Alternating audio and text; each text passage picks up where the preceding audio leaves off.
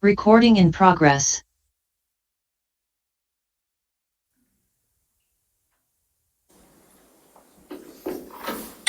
Good evening. Please keep the sound up there. Sound up. Everyone's sound off?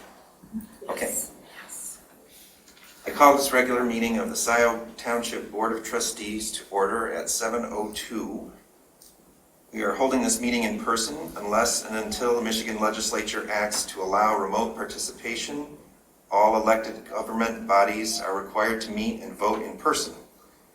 The board has decided to extend the option of remote participation to members of the public for purposes of viewing and to make comments at the designated times. When the clerk calls the roll, those members of the Board of Trustees who are present at Township Hall should indicate that they are present. Clerk Flintoff, please call the roll. Sure. Hathaway, present. Palmer. Present. Flintoff. Present. Courteau, absent. Jerome. Present.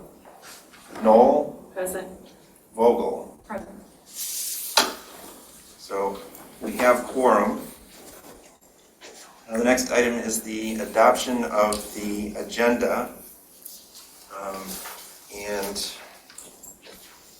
at the request of the Township Administrator, we will remove item I-1, consideration of temporary finance officer position. Are there any other changes to the agenda before we adopt it?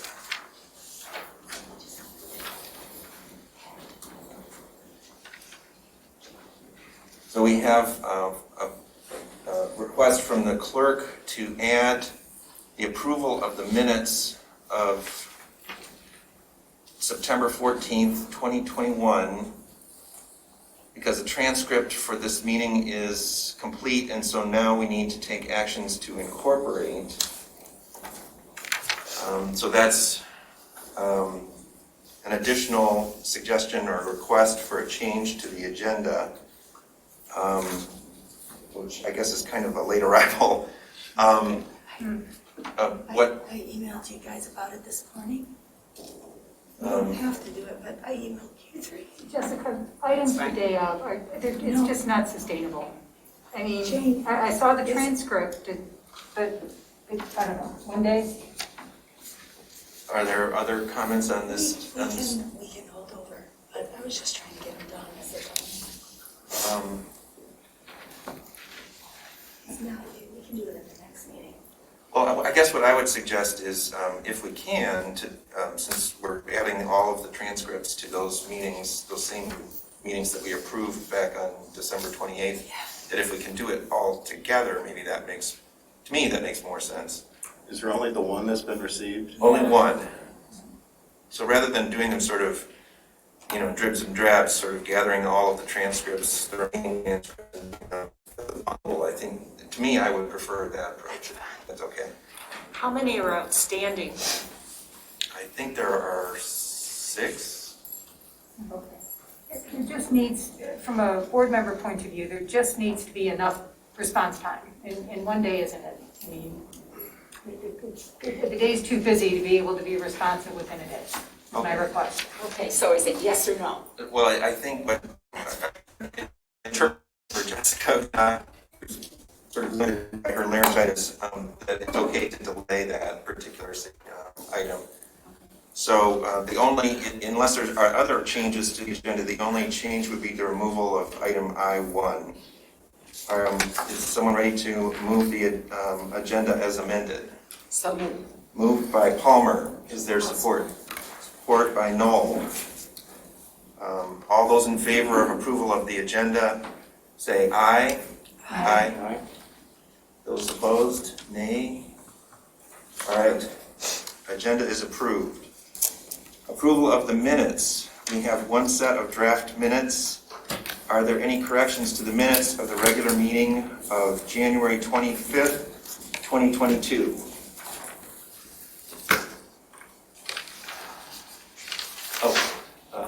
I didn't see, I wasn't looking. Who's Trustee Jerome? I'm inquiring as to where there were some suggested changes that I made that I don't see incorporated into the minutes that have been posted. And I wondered where those were and why they haven't been included at this point. Yeah. So this would be not these minutes, but The previous previous That's minutes. previous minutes I corrected and had a number of areas, pathways, They'll be compensation. black lined and replaced. What's that? They'll be black lined and replaced. Because they're posted without that being Because replaced. they're posted as drafts, so, and then they'll say approved, and they'll be black lined. And then my other question with regards to those minutes and actually these minutes is that on the 28th of December, we, the BOT, passed a resolution to include a header on all of the draft minutes and minutes with regards to the inclusion of video that was drafted by Council Fink. I didn't understand our motion to do that. We were going to include that header on all of our minutes, that our minutes were inclusive. We actually had the language written out by Council Fink that would include the language that the minutes of the Scio BOT was constituted by the video record. I don't have the language right in front of me. And we all agreed as a BOT that that was going to be a header on every one of the minutes that were passed that we hadn't done up to that point in time and from that point forward. And so I'm wondering why that's not being included in the minutes to date. That's not what we did. I think at the meeting on the 28th, I think we changed the motion, the language of the motion, I think, from what you're describing, Alec, to something a little different. We did tweak the language of it, but we still settled on having that as a header for every one of the meeting minutes. Correct. No. Well, you know what, we can go back and look at that. That was the intent of that discussion, and I would ask others, but I know that I had sent the suggestion to Council Fink before, and then it was taken up by our administrator, Mr. Rowley, I think, as well, and we all agreed that we were going to add that header to the minutes on all published minutes so that it was inclusive of a video record so that everyone knew that that was also what entailed as our capture of BOT meetings. You know, I think this is a question that we're going to have to investigate. I don't think we're going to be able to answer it definitively right here. The clerk is showing me a record from that prior meeting of the motion, at least in one case that was adopted. But I think we have to go back and look at that in order to answer that definitively. Yeah, I didn't think there was any ambiguity in that at all. I thought that that was absolute by the Board of Trustees that we were going to pursue that. Kathy and I had even had a discussion the meeting prior. I'm struggling to remember the details. I don't remember the details. But we've got the recording. Yeah, So now you guys go back and review it. I think we have to go back and look at it and clarify. Yeah, because I think your suggestion changed in a conversation with the attorney and then it was brought back. It did. Yes, it did. And it was adopted by the BOT at the next meeting. It was changed. We changed some of the language. You had a meeting, a Yes. leadership meeting, Yes. a week after I proposed it. Yes. It was modified. We brought it to the BOT. We had another discussion and we adopted the modified language that included a header on every one of these minutes. Right, and and we'll double check this and talk about this, but what we actually did at the December 28th meeting is adopted it as part of a motion for each of the prior minutes. We didn't take any Oh, no, motion. it's meant to go forward. Oh, hold on. We didn't take any action, Alec, to make it future. That was not my understanding at all. It was going to be on every meeting minute. That was the reason we were doing it, so that it would be that way for in perpetuity, that was what we were announcing as the totality of our meeting minutes. Well, if that's the case, then we'll go back and we'll verify that and then we'll And if correct that's it. the case, it's still not on any of the other posted minutes that we agreed that we would post on in past. It's on no meeting minutes whatsoever that have been posted. Yes, it is. It's on those that we approved that we added. I don't on to believe it for each is one. when I go onto the website. It is. It's only on the, It's on the August 17th Well, and we don't- August 24th. We don't The need to, reason- No. I would like to be have clear- clarification for the To future be part of it. clear, the other ones from from September for that period of time are still draft because legally we can't finalize them until we have the transcripts. Correct. That's fine, I understand that. But the minutes that we've passed subsequent to those meetings, as AKA January meetings, should have that header. Well, I guess that's the question, is whether it was to apply to future minutes as Well, why would we have done it for just those few minutes? We were doing it as a policy that was inclusive so that every one of the citizens of the Township of Scio would realize and have information with regards to where they could find information in all of our meeting. It wasn't just for this little snippet, this little window. It was for the totality of the BOT meeting proceedings, so that everyone would know that they could seek that information. Well, No, I'm sorry, Trustee Vogel. thank you.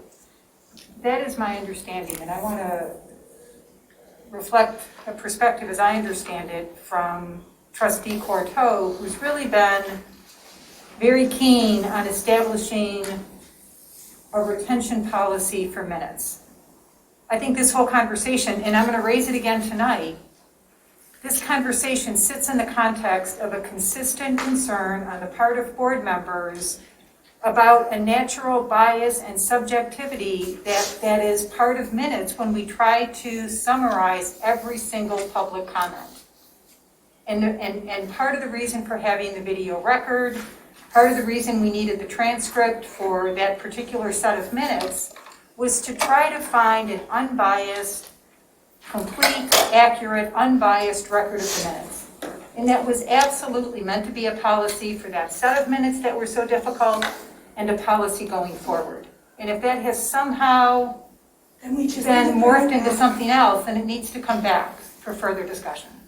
Yeah, if that was the intent and that wasn't Yeah, the that's action all that I we did. took, then we need to go back and take that action Right. and clarify it. But if it was the action that was taken and somehow we. It wasn't. Well, then, the way to fix it, I think, is to look back and verify whatever it was that we did and then determine if we need to do something different going forward. We can do that, we'll take a look. Okay. If I could turn our attention back to the minutes from our prior meeting, that would be the meeting of January 25th.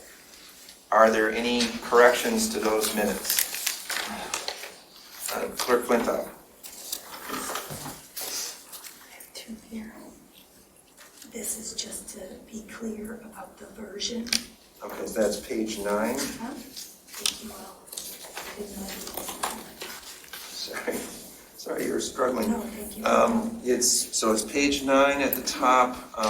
There's the consent to, in the third line of the motion, consent to reduce the salary for the supervisor, comma, as emailed to the board earlier in the day, period. It's to make clear the version versus the version that was in the packet. Ah. And then this one. Okay, at the bottom of page 9, we did correct the motion on suburban Lithia zoning and preliminary PUD to remove the first reference number OA number 21006. So that should not be in the minutes. Any other corrections? Trustee Vogel. I have a number of corrections, and again, it is rooted in this tension we have in the minutes. If someone is going to attempt to summarize a trustee comment, a public comment, it is by definition biased. It is through the filter of that individual. So, for example, I've got four that I really... Corrections. So, under F, Trustee Vogel said, yes, I did say that. And what I also said was there is a culture of fear and intimidation that is emerging.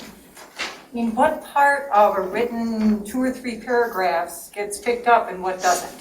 So you would like that added? I would, and I have a voice because I'm at the table. What about a resident? How does a Can we resident make clear? There is a culture of fear and intimidation. that is emerging? Thank you. What page are you on, Jane? Page 2. I'm on page 2.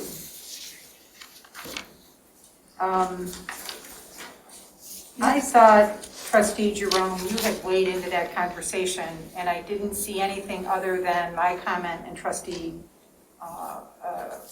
Treasurer Palmer. So I would request that there is a review of the video to see if a comment from trustee Jerome was missed at that part of the I conversation. typically do that, but I'll double check that. Please do. The other one, and this may or may not be right. And Alec, do I have permission to put that in? Okay, go ahead, Jane. Under G, So this is page 3. Great. yes. Let's see, somewhere here it says when the population is over 22,000, and I wonder if you don't mean 20,000. I need 2,000. It is 2,000, okay. We're 17. Then somewhere in here, oh, it's down in reports. Where are reports going to be? Down in reports. What page are you on? I don't know. I took notes on the agenda, so Oh. what page are reports on? Reports are on page 3 and 4. You're looking for TAP, it's on No, I'm looking for the task sustainability and TAP are on 4, top of 4. Broadband task force. Okay, on behalf of the Sustainability Task Force, graduate students from U of M, and somewhere it had said thesis, yeah, whose thesis will inform. Theses. It's actually their master's project. Oh, thank And that's you. a proper noun at the university, so it's their master's project that Scio Township is part of. And on the TAP summary, again, a correction, 3 to 4 year strategy with parks. I mean, absolutely with the administrator, but TAP and parks, really, because we share a millage, we need to agree on our priorities. So I do believe that was parks. Great. And then J7.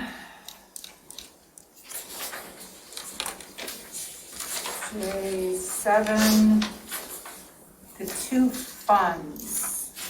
Yes. So they should be named. There's just numbers here. They should be named as the road fund and they should be named as the park and pathway millage. The numbers are fine, but they're not very descriptive for someone who doesn't happen to know the budget nomenclature. But we didn't say that in the motion. We can, is everybody okay if I clarify that? It's just clarifying language? Okay. Okay, J4.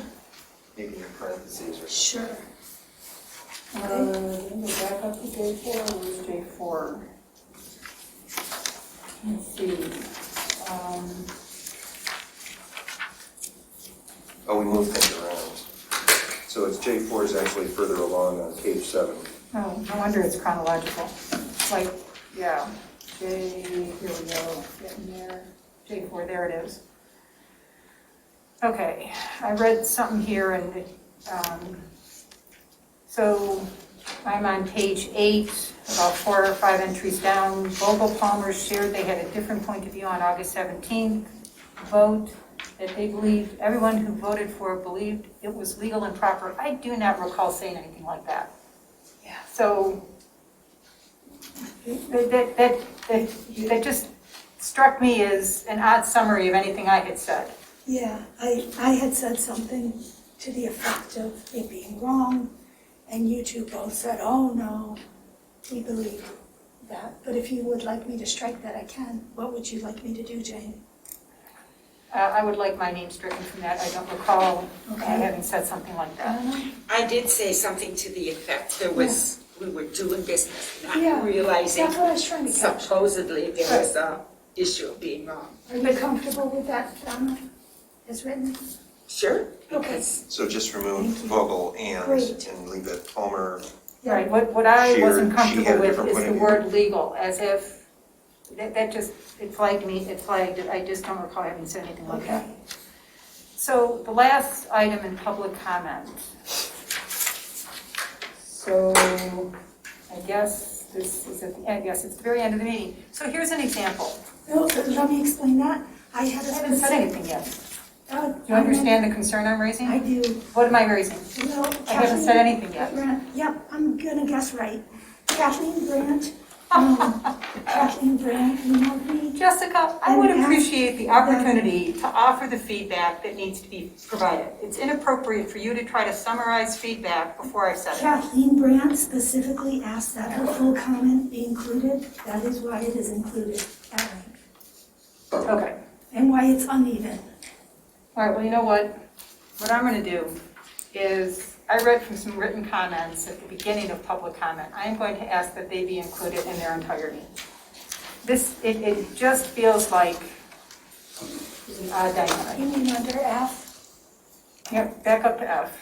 If we're in this kind of situation, If you then, would email me those, that would be great. So Jane, I think what you're suggesting is to replace. Put verbatim what you said. yes, first thing under F, I had asked you, Will, to be able to say something before public comment. Right. And I read 3 paragraphs, 1, 2, 3. I would like those 3 paragraphs here. So replace what's here with. Replace what's here with the 3 paragraphs. I will email you That's and the great. clerk. And I got it too on the transcript. Great, thank you, Jane. And I do think you raise a good point about the public. I did want to note that, Will, I think we should have public comment on the draft minutes as a potential action item, just in case there is any member of the public. As Jane said, she's got a seat at the table. And what if we, particularly the last meeting we were talking about, what somebody said or didn't say from the public. And I think it's just worth just opening it up and seeing if anybody wants to even record it differently. I doubt there will be. There's been one person I've gotten feedback from, 2, now with Kathleen, since I've been clerk, on how public comment is recorded, but I think it's fair to do. Well, that's a good question. I don't know that we want to make a decision about that in this moment, but it's an issue that's now been raised, and we'll think about it. So are there any other corrections to these minutes? Trustee Jerome? Mine's be easy. Page 9, Jerome question the planner. It's regarding PUD criteria. It's specifically related to the plan unit development criteria. Questions Not regarding so PUD? generally. Yeah, the flavor. That's it. So what, your comment, page 9? Specific questions regarding PUD criteria, Oh, because I I wanted see. to know how it met the criteria of the PUD development. Got it. That's all. Any other corrections to the minutes of January 25th? Is someone ready to move approval of the minutes of January 25th as corrected? So moved. Moved by Flintoff, supported by Knoll. For this, we do not need a roll call. All those in favor, you prefer yes, right? To aye? Okay. All those in favor say yes? Yes. Yes. All those opposed say no. No, I am opposing this format. Okay, then we need to do a roll call, please. All right, sorry, but I'm It's opposing Okay, this that's all format. right. Then we'll call the roll. Hathaway, Yes. Palmer, Yes. Flintoff, yes. Jerome, Yes. Noel, Yes. Vogel, No. passes 5-1. Okay.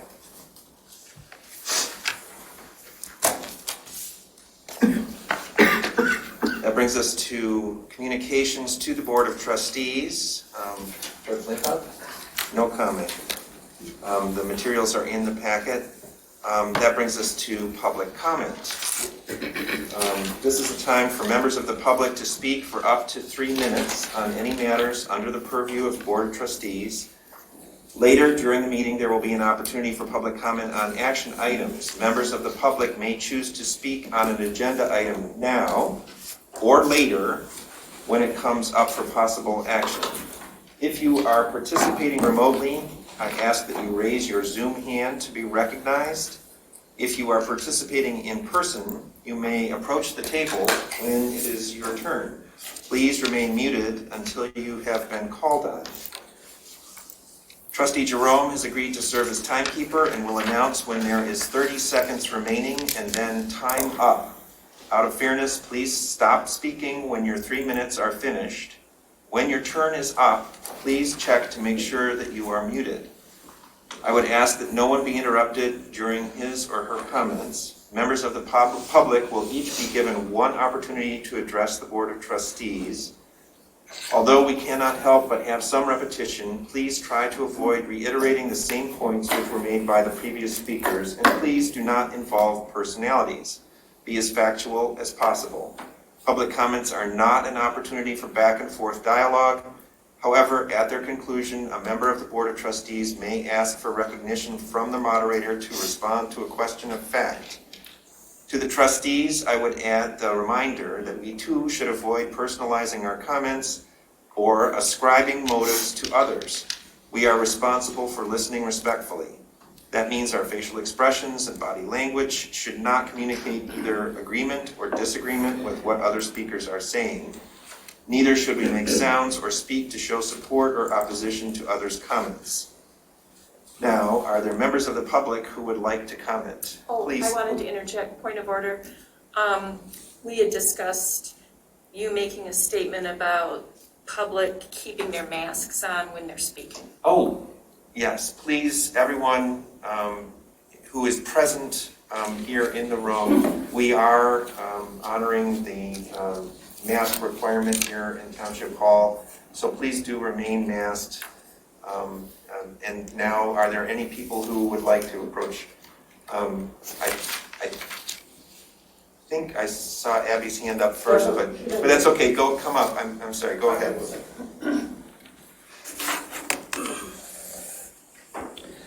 I'll try to speak loudly so you can hear with the mask. My name is Kathleen Brandt. I just want to address the conversation that just occurred regarding my public comments. I asked Jessica specifically to put those in, and the reason I asked for that is because I was being disparaged. And so what Mr. Hathaway just said, that we should not ascribe motives to other people. That's exactly what he did in his discussion about folks that are engaged in a recall effort or potentially in a lawsuit. He described it as political action. So what I said was, I want to address some disparaging comments made by Mr. Hathaway.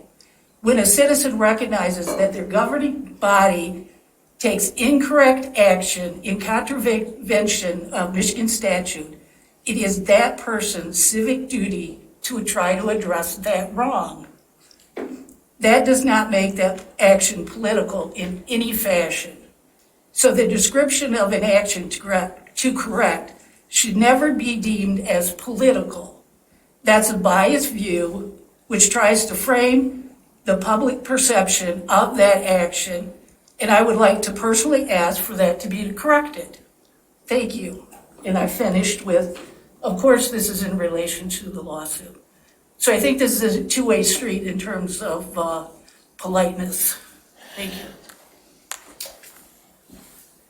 Yes, please come forward. Yeah, I have a handout that I need to pass to each member, which is going to go along with mine. And if you would, I have turned to the page of my resume, but there is other documents attached. I'm going to cover those. Thank you.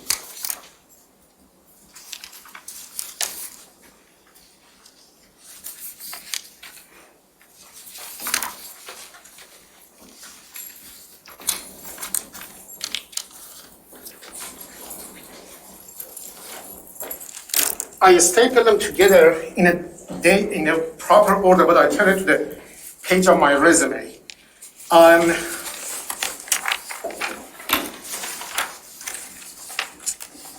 Wednesday, February 26, 2022, I sent in my cover letter. And on the second page of my cover letter, I clearly reference as evidenced by my attached resume.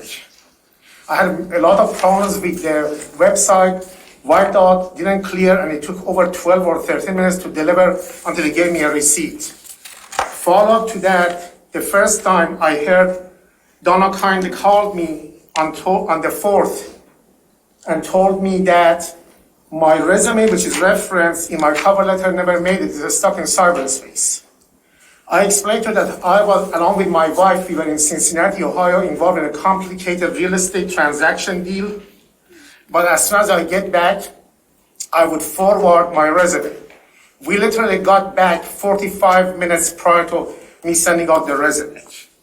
So when I got back, what I did a cover letter, cover email to explain when I was contacted, when I sent the documents, and who contacted me, which is Ms. Palmer. And then attached to that, I attached my cover letter to show, as highlighted on the second page, that I'm referencing my resume. And then I attached the resume. I think the idea of this whole idea of somebody being appointed on the board is that we want to have the best people. In order to have the best people, I think we need to get to know them. I specifically referenced my resume in the cover letter. I don't have control over the link that you guys provided, which gave me a lot of problems. I was never contacted for anybody to tell me that part of the documents didn't make it until Donna called me on the 4th when I was out of town, literally in Cincinnati, Ohio, the entire length of the state of Ohio. And at that time, I notified that I'm out of town. In our house, it's just my wife and I, there is nobody else. In our office at home, we have no kids or anybody that I could ask to send the resume. Amanda and I were down in Cincinnati. We literally drove back today because we couldn't just leave our clients hanging with no representation. As soon as I got back, I got back about 45 minutes prior to me dictating this cover email to Mandy and asking her to send it with the resume. So I think it's only fair, in the interest of justice, that my resume, which was referenced in the cover letter, be considered for the board to get to know me better, and I should be included in the group which said a completed document. A glitch with your system does not put the burden on me. I received a receipt from the system telling me everything was delivered correctly. Printed receipt after trying 3 times to send it. It literally took nearly 13 minutes for it to go. And the circumstances are such that the time that Donna called me and I notified her, I'm out of state and representing clients that I can walk away from it. So therefore, I think it is very appropriate for this resume and the package to be included. Thank you for your time. Thank you. Are there any other people who would like to speak during public comments who are present in the room? Seeing none, are there any participants, public participants remotely participating who would like to speak? We have no public comment. Really? Okay. Well, now we do. Let me just double check. No, we haven't.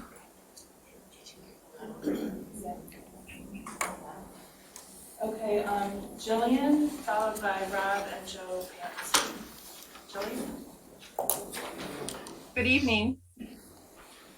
Can you hear me? Yes. Yes. Okay. Supervisor Hathaway, I just wanted to make a comment that it's really nice to see you helping Jessica. It sounds like she can't speak very well, but you know, it's really nice to see you having compassion for her and helping her out. And I'm not being sarcastic, seriously.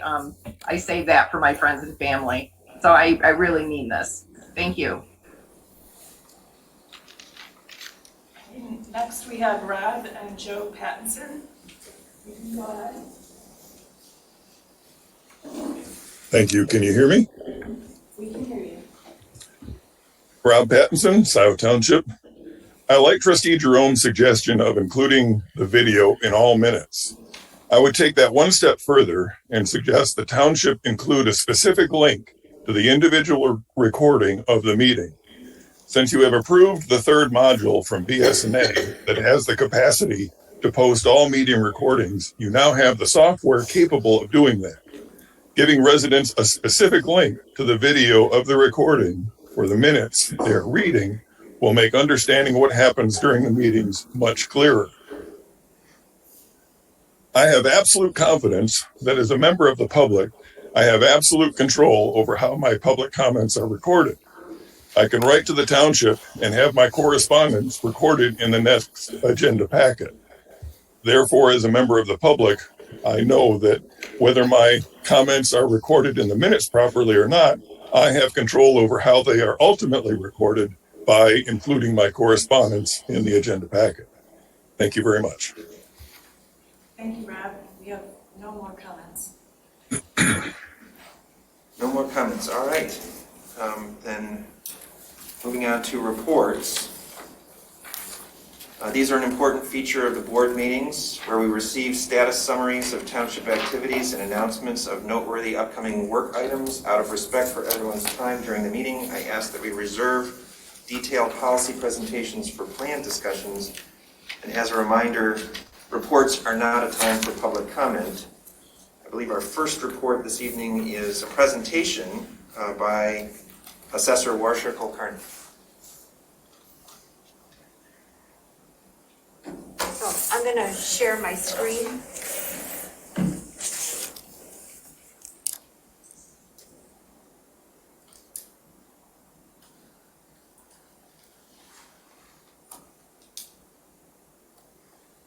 Did that work? Oh, yes. I'm technically challenged, so this was a big accomplishment. Thanks to Andy for this.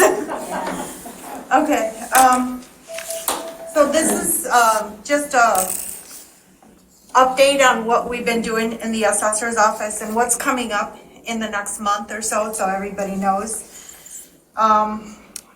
As of today, all properties have been inspected and needed to be, and data has been punched into the computer. The notice of assessments will be mailed out next week. Assessment notices are mailed out once a year towards the end of February. Now, this is what it's going to say at the top. It's going to say this is not a tax bill. Please take a look at it. This is your one and only time to make corrections and to protest your value. So just because it's not a tax bill, don't ignore it. So I'm just going to go through the notice so you know what to look for. Underneath the first set of boxes where it says prior year's classification, right under it says the 2022 inflation rate multiplier is 1.033. That's what this is for 2022. Then if you go down further, right in the middle, it'll tell you what your 2021 taxable assessed value was, what your new taxable and assessed value is, and the change is not the change in your dollar amount of taxes, it's the change from 21 to 22. So don't be scared when you see that it might say $4,000 or something. Your taxes did not go up by that amount. And then on number 5, it says this was or was not a transfer of ownership. If that is incorrect, somehow a button got checked or something, please let us know so we can get that fixed. The times for the board of review are right there, Monday, Wednesday, Saturday. And then at the very bottom, those boxes, the important thing there is, are you 100% principal residence? Do you have 100% qualified ag? Please make sure that that is correct. If for some reason you're questioning it, it's not correct or whatever, give us a call. We'll check into it, look up the paperwork, see if it's right. Okay? Review your numbers, review all of this, and then call us. If you feel the information is not correct, then you need to call. This is the time to make the corrections. We can, if it's a matter of square feet, if it's a matter of number of bathrooms, things like that, we will need to come out, inspect it, we'll remeasure, we'll go inside and double check, and then we can make the change if we need to make the change. If you're still not happy with the results, then you have to make an appointment with the Board of Review. The March Board of Review is held once a year, and Scio Township Board of Review meets starting March 14th. This is the only time a property owner can appeal the assessment on their property for the current year. Members of the Board of Review are citizens of Scio Township and are appointed by the Board of Trustees. They are not employed by the township. The Board of Review cannot go back in time to make corrections on the previous year's assessments. You can appeal your assessment in one of 3 ways.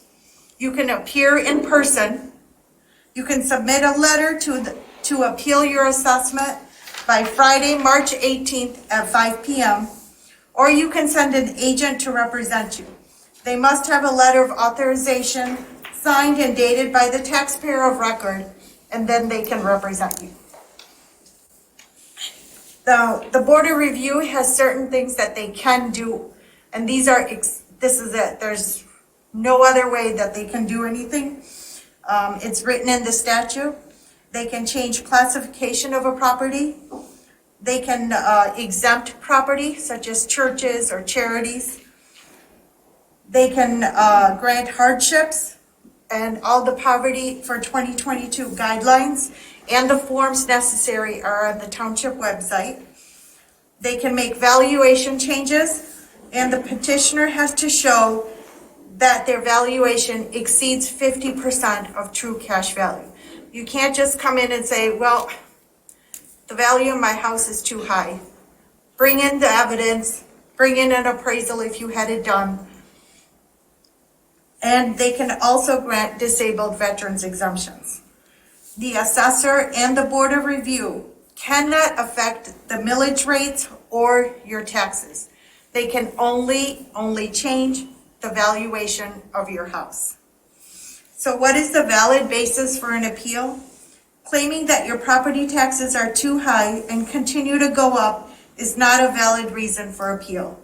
To actually see a reduction in taxes, the state equalized value or cap value must decrease to less than the taxable value. You will need to provide evidence which supports your case that the state equalized value is more than 50% of your true cash value. To do this, you will need to find 3 to 5 sales of homes that are comparable to your home. To do this, you can contact a real estate agent, get an appraisal done, or go to the township website and look at the sales on our township database. Some of the characteristics to look for are age of the home, your living area, your size of the home, your lot size, finished basement, and neighborhood where the property is located. Once you have decided to appeal your assessment, please call the township and make an appointment with the Board of Review. The Board of Review does not make decisions while you are there. They will listen to you, they will collect all of your evidence, and then they make a decision at another time. Once a decision is made, you will receive a letter telling you what that decision is. If you disagree with the decision, you can then appeal to the Michigan Tax Tribunal. You must file your appeal with the Michigan Tax Tribunal by July 31st for residential property and May 31st for commercial real property, industrial real property, and business personal property. Residential properties must first protest before your local Board of Review in order to appeal to the MTT. Just a few definitions. Your property taxes, we get more phone calls once the July tax bill comes out. It's too late to protest at that time, so please take a look now. Your property taxes are determined by taking your taxable value times the millage rate, divide by 1,000. And I've also did some examples. So for example, if you purchase your home for $200,000, in 2021, the state equalized value was $80,000. Your taxable value was $75,000. What happens the year after a transfer of ownership? The old owner's taxable value becomes null and void, and the new owner's taxable value is whatever the state equalized value is. It is not necessarily half of the sale price. It is whatever market value is determining.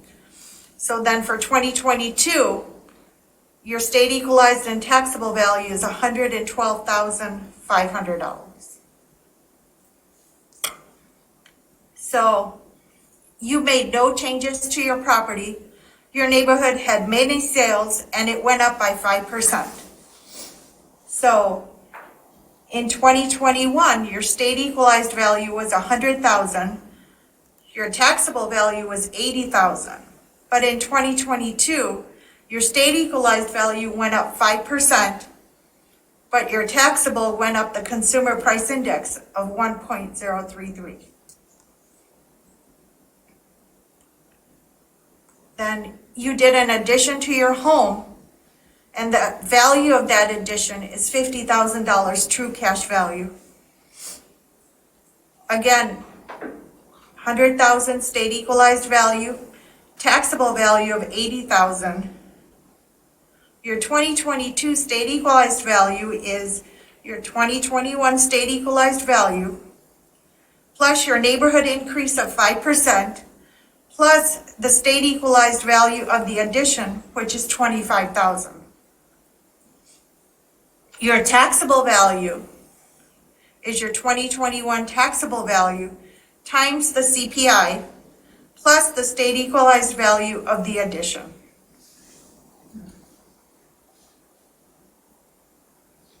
So you're a new owner, you're talking with your neighbor, you find out he's not paying as many taxes as you are, and you're really mad now.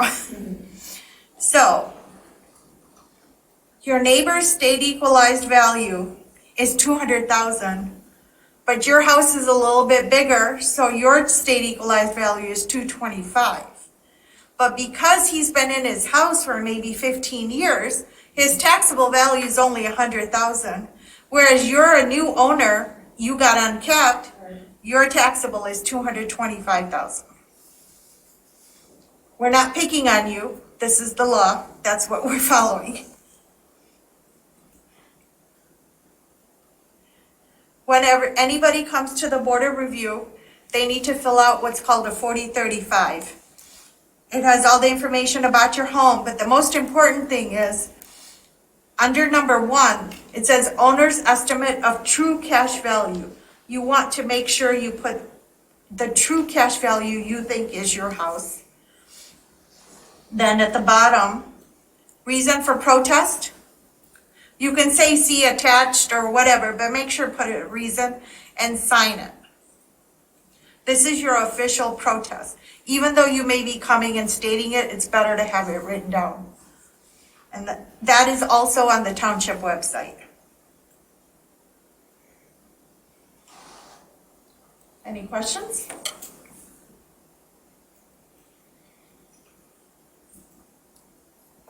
Thank you, Worship. No problem.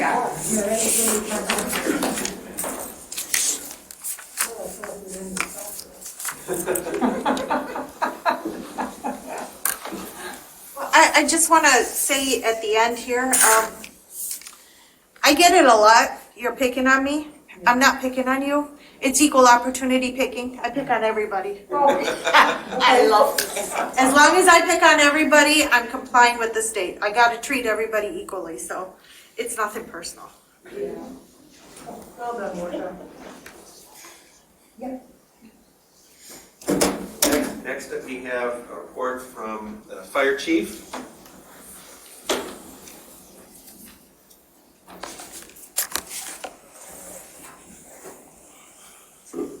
Welcome, Andy. Welcome, thank you, board.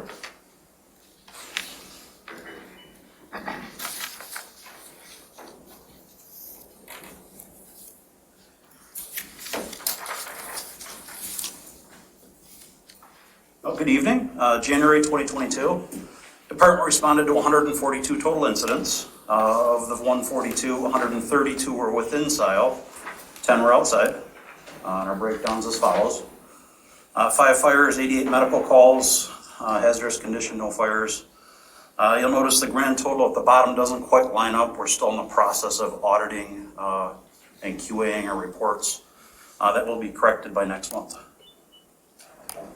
We did request mutual aid for 3 incidents, and we did respond outside the community 10 times at the request of neighboring communities. Significant incidents within the community. Sorry, I've got to move my screen here. We had a fire in a business on Jackson Avenue on the 21st. Business owners were cleaning out their facility. They're moving a print shop to Lansing. And in their process, they were getting rid of some of the waste products they had. This business uses solvents and such to clean their equipment, and they have a 55-gallon drum, which they throw their used rags in. One of the things they found was a container of linseed oil, which they thought they would dispose of that by pouring it on top of the rags inside the container. As I can see from the reaction, many of us know that linseed oil, when exposed to air, oxidizes, creating heat, and it spontaneously combusted. Fortunately, they got there not too long after the fire started, and the fire did not damage the business or the structure of the building itself. It was just some contents, mainly the waste rags. Very little damage in that fire, some associated stuff right in the area, but nothing major at all. We assisted Chelsea on a structure fire on the 20th. They had a home that suffered a significant fire loss.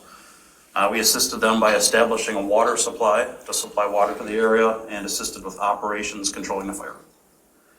We had a fire on Plum Lane on the 15th. The exterior deck of a home and the back of a home in Scio Farms caught fire. Damage was limited to the exterior of the fire, and we determined it was an unintentional fire. And lastly, we had a fire in a home on River Birch Drive on the 4th. Fire damaged the kitchen of a mobile home, causing some pretty significant damage, and again, this was an unintentional fire. We investigated 3 fires in the community this month. Response time data, our average response time, 10 minutes, 26 seconds. Of that, just over 2.5 minutes is call processing time. From the time we get alerted to the time we arrive on scene averages 7 minutes and 49 seconds. And our goal of an under 6-minute response time. Year to date, I include that even though it's only our first month of the year, but 44.5% of the time we make our response time goal. Comparison of calls month to month, 2020, 68, 2021, 93, and in 2022, 142 calls. And again, that partially is due to our change in response guidelines that we implemented in June. Here's a breakdown of our incident categories. This is the same chart you saw on the front. The first page of my report here, but it also compares to 2021. Fire category, up 2/3, up 73% medical calls, and the bottom line, January over January, 2022 to 2021, we're up about 75%. Training this month, we're able to get 215 hours completed of training this month. And lastly, I'd like to include this to show you where we're actually responding to in the community. Zone 1 being our north and east section of the township, 18 calls. Zone 2, our southeast section, 57. And Zone 3, the west and southwest portion of the community, 50. So if we look at this map, Zone 2, which is our smallest section of the community, has our highest number of calls in the month. That's for high density. Yep. And if you look at our heat map there, you can see, and again, generally, I keep harping on this, but where we have higher density, we have higher number of calls. More folks live in an area, the more often we go there. With that, if the board has any questions, I'd be happy to answer them. I have. The percentage increases, why do you think it jumped like that? So in June of this year, our dispatch center implemented new call processing protocols. And as a result of that, we changed some of the calls we responded to. So we now respond on more call types. As we reviewed incidents that occurred and looked at all the different incident types. So we went from a list of 1,500 codes for calls. We went to over 5,000. So they got much more specific. So we were able to say, I'll give you an example, eye injury. If we have a minor eye injury, that's not a call we respond on. But if we have a major eye injury with a penetration, someone has something stuck on their eye. Previously, we wouldn't have responded on that, now we do.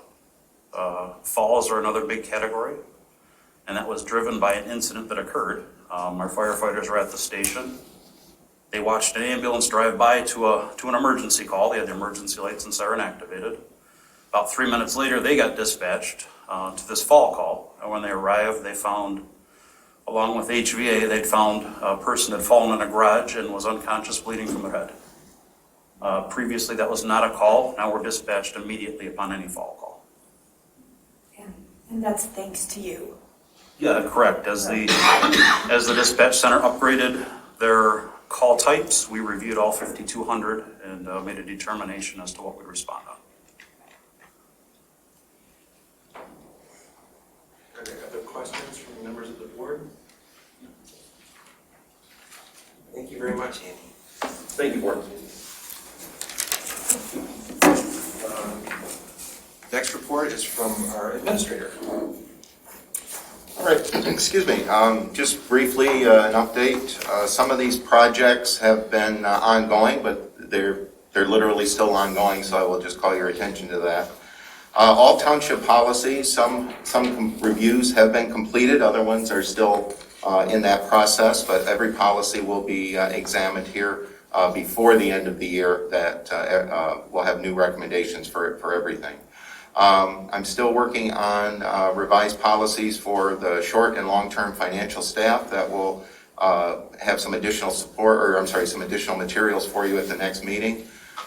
There's an ongoing work on the new fiscal year budget. Several staff members are working on that, and there was additional requests for information from various departments. And so the new budget is under review and still on target for a March presentation to the board. I'm continuing my review of all the contracts we have in place, and our firefighter union contract negotiations are still ongoing, and we hope to be complete with those on schedule for the new cycle. I have started a job description preparation for the new hybrid utility billing financial staff position. This is due in part to a retirement in utility billing, so we're taking that opportunity to review that particular position and see what additional opportunities and support could be for that particular position. Lastly, I would like to say publicly to members, to the 8 candidates, thank you very much for your interest in serving Scio Township on the Board of Trustees. You will see, members of the board, you will see later on in the agenda that you have received the 8 applications, and there's a policy that we'll talk about briefly to move that forward. But I would like to say, again, thank you to members of the public who stepped up and were interested in filling that position. And then as far as budget and finance, I'm looking to schedule the next budget and finance committee for later in February. That has not taken place yet, but I'm hoping to have that before the end of the month. And that's it. Thank you. Well, that was very succinct. That brings us to the Gilman report. Trustee Knoll. Okay, we will be having the Scio Township Town Hall on the recent well testing next Thursday, February 17th at 7 p.m. by Zoom. And the Zoom link is up on the website now. Just got put up. As I've discussed before, there will be a panel presentation, questions from residents. Letters have gone out notifying residents of this town hall. I just learned yesterday that Diane Russell, the EPA Region 5 Community Involvement Coordinator, will be in attendance by Zoom. She's eager to hear more about this. There was a card meeting last Tuesday, and final meeting for preparation on the town hall is this Thursday. And I know Jessica will and I will need to talk early next week just to work out the logistics for the Zoom connections. That's it. Thank you. Can I just add, if there are members of the public who would like to submit questions for the panelists at the town hall meeting The focus is on the well testing program in that northeast quadrant of the township. And the letters that were mailed out went to the residents in that area. But anyone, of course, is welcome to attend the meeting and submit questions. Please send those questions to me ahead of time. I'll gather them together and share them with the panelists so that we can get answers during the meeting. That brings us to my report, and I feel like I just sort of gave it. So the clerk, if you want help, let me know. Thank you. Today at 4 p.m. was the final deadline for the May 3rd special election for proposals to be turned into the county. So we will not be having a May election here in Scio. Ypsilanti and Superior Townships are the only jurisdictions in the county who will be having an election. I enclosed in my report the new Michigan Attorney General's Opinion 7318 regarding the intersection of the State Open Meetings Act and the Federal Americans with Disabilities Act as related to Township Board and other local bodies' responsibility to provide a remote participation option for people with disabilities. I encourage everybody to read it in full carefully. I do want to reflect, though, that the Attorney General has clearly opined that the township's current policy and practice of providing hybrid meeting option is exactly what we should be doing. Not just because it's the law, not just because it results in no additional administrative or financial burden, but because it's the right thing to do. It is beyond what the Attorney General technically requires, but it is in fact what she strongly encourages jurisdictions do in this opinion. Our June 22nd board resolution on this matter stands, and I hope that this AG opinion serves to end any future attempts by this board to shrink remote access to public meetings. To encourage us to think more deeply about access and to do even better here in Scio, I do want to quote one paragraph on page 15 of the opinion. Quote, accordingly, even without being asked to respond to specific requests for accommodations, and before being required to engage in the necessarily fact-intensive analysis set out to determine whether a requester is a, quote, qualified individual with a disability, state and local boards are strongly encouraged to proactively evaluate the services they provide, and to the extent reasonably possible, offer alternatives to completely in-person physical meetings to allow this new era of technology to truly promote a new era in government accountability, transparency, inclusivity, and participation.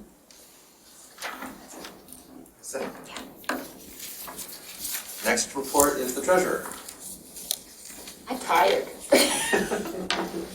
We have 1 week to go before taxes. That taxes will be received on time, February 14th.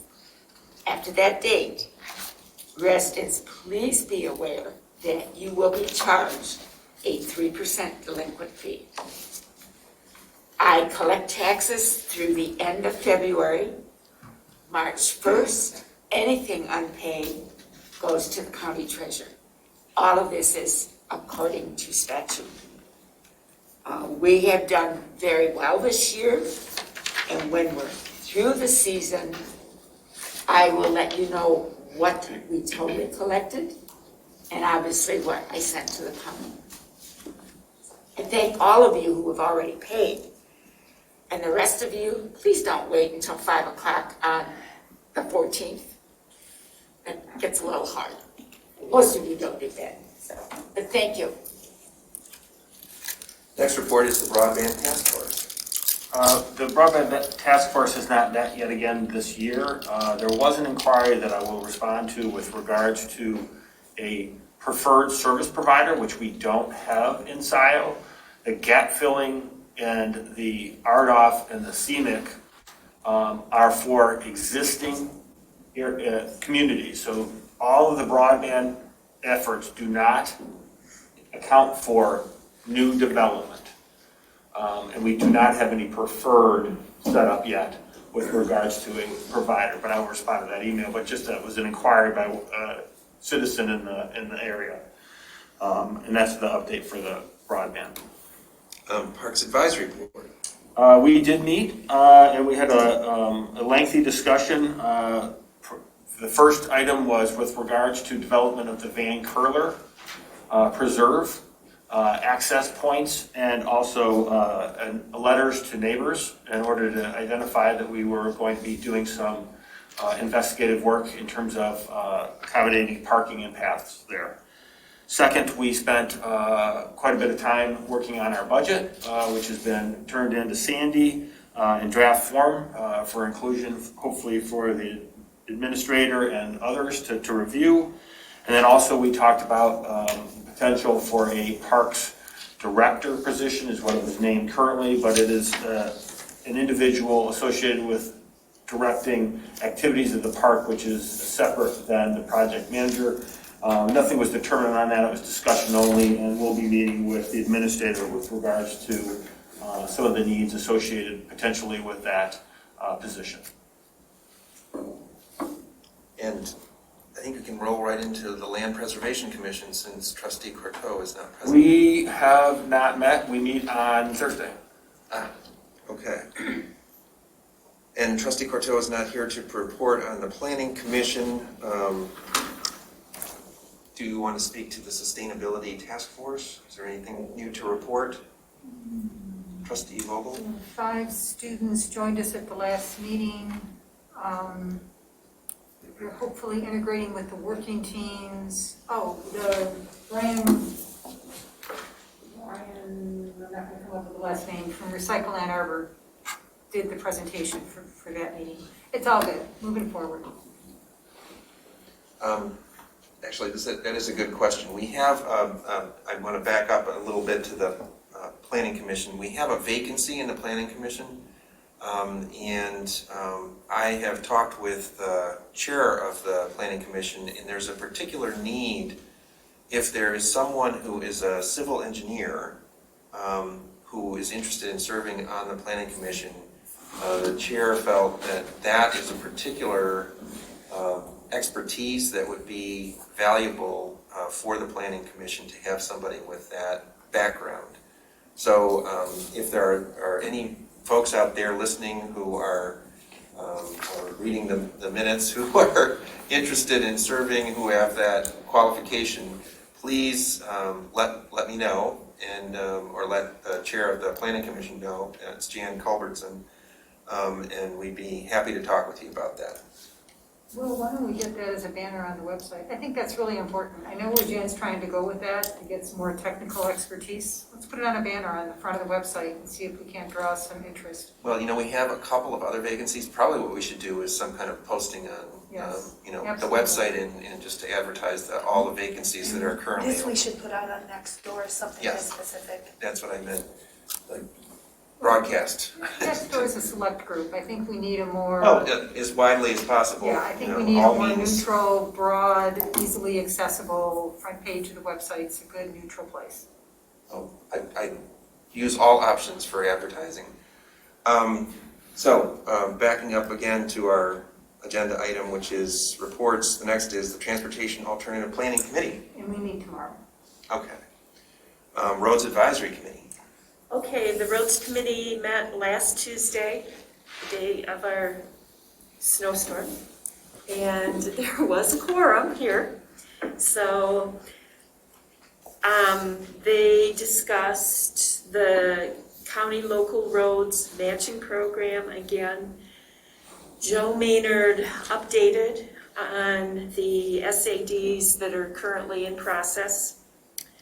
Lou Kidder is going to speak at our next meeting, and they are wondering if you're going to speak, David, at our next meeting. Yes. Okay. Yes, we've confirmed that.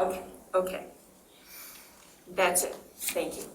That concludes our reports. That brings us to the consent agenda. There are 5 items on the consent agenda. Is someone ready to move the consent agenda? So moved. Moved by Palmer, support by Jerome. All those in favor, please say yes. Yes? Yes. Those opposed? Consent agenda is approved. We have removed the one item under unfinished business. So that brings us to new business. Item J1 is the request to purchase a 2021 Lifeline ambulance to use as a non-transporting rescue vehicle for the fire department. And Chief Hood is here to speak to that. Hey, good evening, thank you, board. And one minor correction, I apologize. The model year is 2022. So last summer, I'd come to the board with a request to replace our rescue vehicle. It's about 10 years old, starting to become unreliable. The vehicle is used on many of our medical emergency calls. And, you know, as vehicles get older in the fire service, mileage is less of a concern, but it's more of time on the vehicle. Our vehicles start up from a cold start, they run to an emergency scene, they sit and idle, and then they come back to the scene to cool, or a station to cool off, and rinse, recycle, repeat. So mileage as it compares to a vehicle that you drive is very different than the miles we put on a vehicle. This vehicle in particular was starting to have more mechanical repairs. Brakes were going out, battery issues, generally all the things we expect to see as it's getting time to replace the vehicle. And last year the board had authorized me to do so. Our intent was to replace it with a medium-duty pickup truck. However, global chip supplies and everything else being what they are, we are not able to get one. As I work with the vendors, I could probably get one late summer to early fall at best. That being said, we've also run into a few issues with our ambulance provider. Just like everybody else, they are seeking, they've got staffing shortages, and they're doing the best they can to keep up. Our protocols do allow for, on occasion, if we have a long delay in a critical patient, long delay in the ambulance response time, that we can use basically whatever means necessary to get someone to the hospital. We've had a few instances over the last 2 months where we would have used that option had it been available. Other departments have. As an example, Ann Arbor Fire Department transported a critical infant in their battalion chief's vehicle, which is a Tahoe, to the hospital, and it was the right thing to do. The ambulance was too far delayed due to issues, multiple calls and staffing, and they got that child to the hospital where they could receive definitive care. So that being said, that brings us to kind of an interesting point. With me not being able to replace a rescue vehicle, I became aware that R&R fire truck apparatus has a demo ambulance. This is a vehicle that they spec'd out some time ago. They were showing to different fire departments, different agencies outside the county provide ambulance service to their community. That's not what I'm suggesting. What I am suggesting is that this is something that we could use to further equip our rescue for emergencies. Right now, our spare extrication tool, our hearse tool, we leave on our backup engine. If we were to purchase a vehicle such as this, we would have a place on there for that, so it would get to our scenes rather than sit on our reserve engine. Much of our water rescue equipment is stuffed in the back of our rescue truck, which overloads it. There's compartment space for that. It has an indoor, it's an ambulance, so it has an indoor conditioned space. So one example I used when I spoke with some of the board members was when we were out on I-94 over our large snowstorm we had, our biggest one this year. While we're waiting for police to show up on just an accident that no one's even heard on, we've got a place where we can stick these citizens in the back so they can be out of the weather and comfortable and a little more protected on the freeway. I guess the main disadvantage to something like this is it's significantly more than just replacing a rescue with a pickup truck and upfitting it like that. Biggest advantage, and including what I've already described, is if we're in the position, due to staffing and other issues with our ambulance provider, we'd have the opportunity to start transporting someone to the hospital. And if an ambulance becomes available, meet up with them somewhere or just make the transport ourselves, depending on where that ambulance is. The way I see it, I think it's a win for the community. It allows your fire department to better be able to serve the community when they need it. And if everything gets better overnight, we end up spending a little more on a vehicle that we're going to use for the next 10 to 12 years. As we're looking into this, many fire departments are using ARPA money to make these purchases. ARPA being American Rescue Plan Act. This is the federal COVID stimulus money that the township has received. And my understanding is we've got about $930,000 that we've received. That's half of the total. Okay, so we've got about double that, another tranche coming. We've received 900, we're anticipating 1.8. Lifeline ambulance, R&R Fire Truck Repair is a sole source provider for that vehicle, so there's no other way to bid this throughout the state. It is a demo unit, and when I spoke with a dealer about this, if he was to order an identical vehicle, he's expecting delivery in a year and about an extra $22,000. So opportunity is there. That being said, I'd ask the board if they have any questions about this, but and I'd be happy to answer them. Trustee Vogel, is your hand raised? Well, I've got a lot to say, but I'm going to wait. Oh, okay, I'm sorry. Are there, Trustee Jerome? I had a discussion earlier in the week with Chief Hood, and obviously having experienced the use of jaws of life in my recent past, I am sympathetic to the need and wanting that on a response. A couple of questions though, and this is to further our conversation.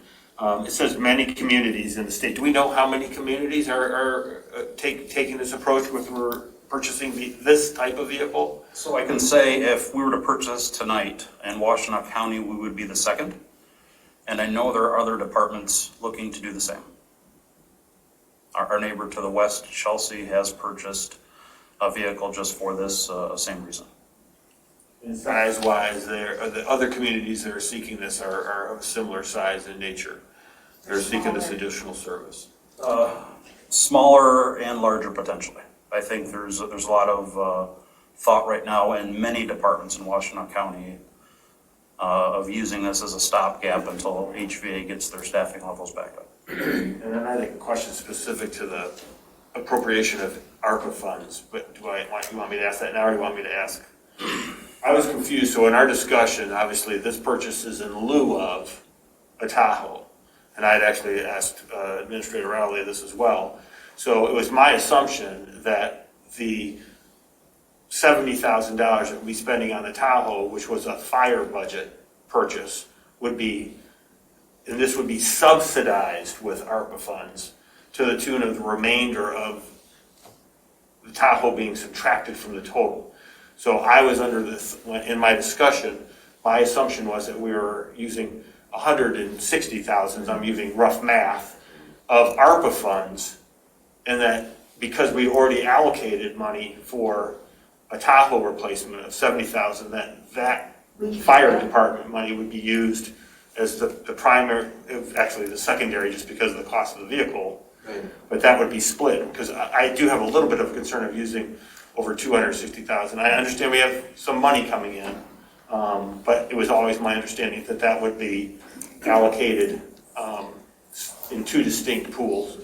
One for the fire department that already had the funds for the Tahoe, and then the remainder being covered by ARPA funds. So that's not what's in the motion, but we could amend. No, and I had asked that question, I know that David had verified that that was the way that it had been proposed, and I just was seeking clarification if I was misinterpreting that or if I was incorrect, because that was my assumption that it would be a fire department purchase then subsidized by ARPA funds for the totality of sorry to use that word again, the total of the ambulance 216. Chief, is that what you are thinking? I can add some clarification. So we budgeted a ballpark $60,000 to replace that Tahoe. That has since been used for Durangos for the inspection position of my vehicle. That being said, if we wanted to use some of our fund balance for that too, I'm definitely not opposed to that as well. Say that again, Chief. So we Allocated allocated, for this rescue vehicle, but there's a delay for a year getting it, so the money was used for something else? correct, it was, the board authorized purchase of 2 Dodge Durangos. And it came out of the same line item. So there's, my hesitate, ta-da. Well, before we move on, I just want to make sure that I'm clear on understanding the exchange that we just had with regard to the point. So whatever, Trustee Jerome.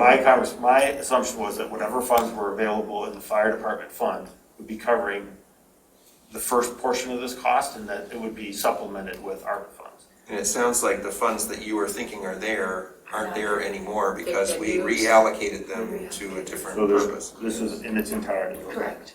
So as proposed, it would be in entirety, and then if we did something different, we would be pulling funds from someplace else that we haven't yet authorized. Go forward, please. There you go. All right, so before I get to some perspectives about this, sort of thank you for all the really great conversations. It's been really helpful to understand this. I do need a reminder. Help me sort of redo the steps.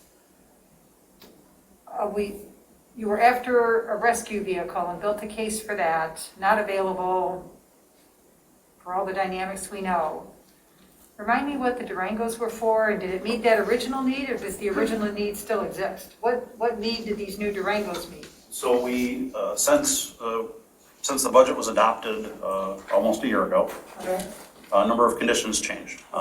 We were unable to get the Durango, so that money sat in that line item, or the rescue vehicles, that money just sat in that line item, unallocated. Subsequent to that, the board authorized a position for Fire Marshal Assistant Chief, which we needed to find a vehicle for him as well, and I lost one in a fire. So part of that 45,000 is coming back from insurance, but that goes on the income side, and we've never made any changes to the Neither of expenditure those side. vehicles serve as this rescue vehicle. Correct. Give me a really short description, Andy, of what is the specific purpose of this rescue vehicle? Primary purpose is emergency medical response to medical calls.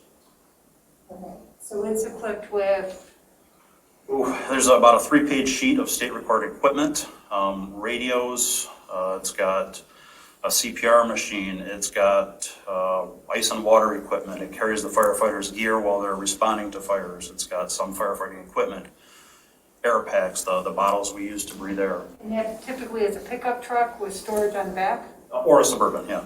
Or is it okay. Yep, one of those larger vehicles. So again, I really appreciate our conversation. It just, again, such a nice rapport and understanding. Here's my reservation about this, and it's twofold.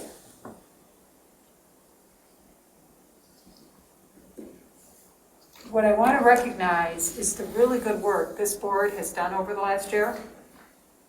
Lots of new members, everybody up a learning curve, lots of good things accomplished. All of that said, as you and I have been talking a little bit, we really need to get a more strategic frame around the work of this board. Priorities, annual cadence, etc.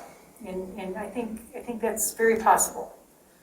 I am really hesitant to dip into these ARPA funds until we've had a conversation, including the community, around what are priorities in the township. And I would suspect one of two things are gonna bubble up. We've got some pretty heavy water infrastructure investments in front of us with this loop that's gotta get created, depending on how this Gelman plume tracks, and if it continues north, is there an expansion of the water and sewer district, et cetera. And without a crystal ball and saying anything about any of that, to me, it's essential. And our adjacent communities are deep in this process already. It's essential to have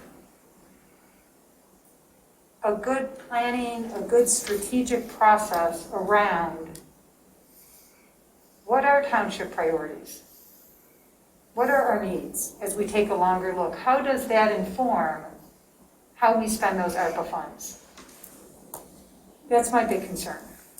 My second concern is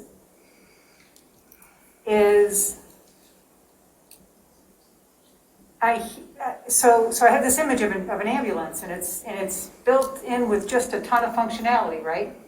But then I hear the description of, oh, we can store more equipment on it. Oh, we can use it for shelter on site, on emergency site. It serves as a pickup truck in terms of, again, storage. I'm concerned, and then I think you had said, you know, we'll probably have the occasion to use this 2 to 4 times a month. Now, when the occasion's there, it really matters, and you want it, right? But we do have a local ambulance service, so I have this image in my mind of a highly functionally equipped vehicle used for a lot of mundane things day to day. And when I look at 80,000 versus 260, it just gives me pause to really understand that there is a driving need for that incremental functionality. In that there's going to be a really, I don't want to say a use for it because when there's a life-threatening situation and an ambulance is delayed, it's a priceless moment. You want to respond. Every community would want to respond. I will share one more perspective, and that is there's an equity issue here too. I mean, we're a very affluent community. This is an opportunity for us. I think about communities that are less affluent, and would they have this same opportunity?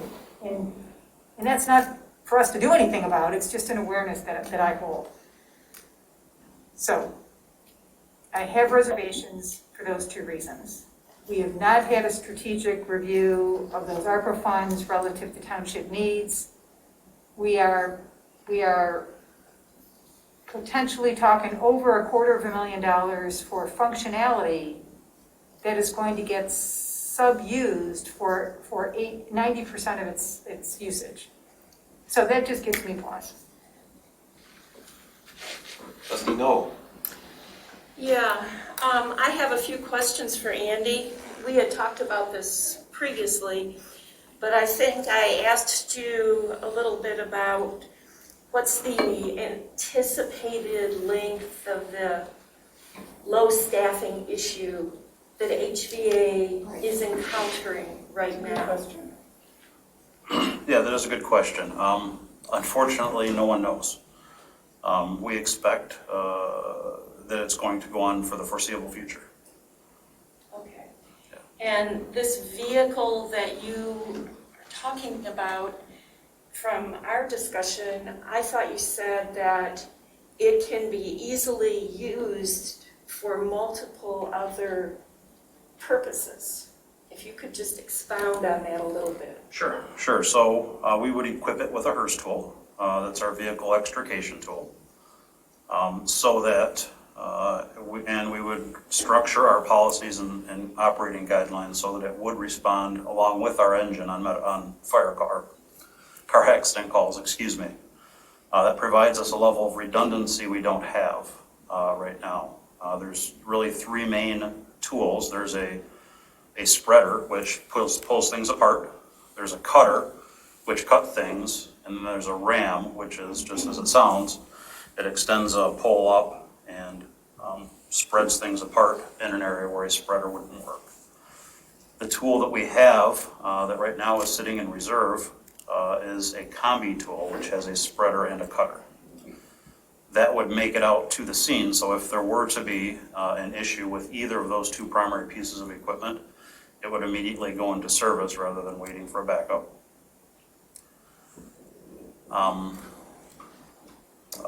Ice and water rescue. We have here on River within the community frequently throughout the summer. We get folks in distress on the river. We don't have that much occasion for ice rescue calls in the community, but the potential exists. This vehicle would be equipped with that equipment to make those rescues. So if it were on a medical call, it would be able to immediately respond as well to ice and water calls. And I mentioned a place of shelter for car accidents and such. You know, that can be for a citizen something very critical. If someone were to be in an accident and have a couple kids on the side of the freeway, I'd feel much more comfortable having them in an enclosed space, heated. We'd use it for rehab for firefighters during fire seasons, both summer and winter. After firefighters work for a while in the cold, they need somewhere to get warm, and in the heat, they need somewhere to cool off.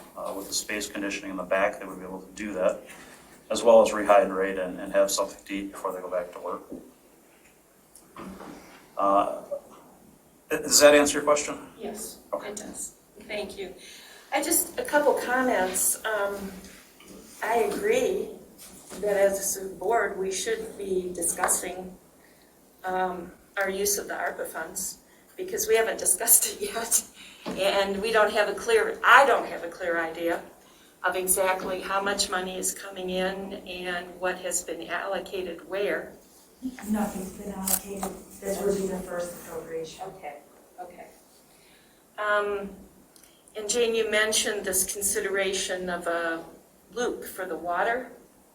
Well, that's merely a consideration. It's still a concept right now. I mean, we haven't, and any planning for that is going to be 5+ years out. I mean, maybe 7 years. It's going to take a long, long And we have time. 4 years to spend the ARPA funds. Say that again? 4 years to spend the ARPA funds. Okay. So I am in support of what Andy's proposing. I think it's a reasonable expenditure for us at this time. There's a need.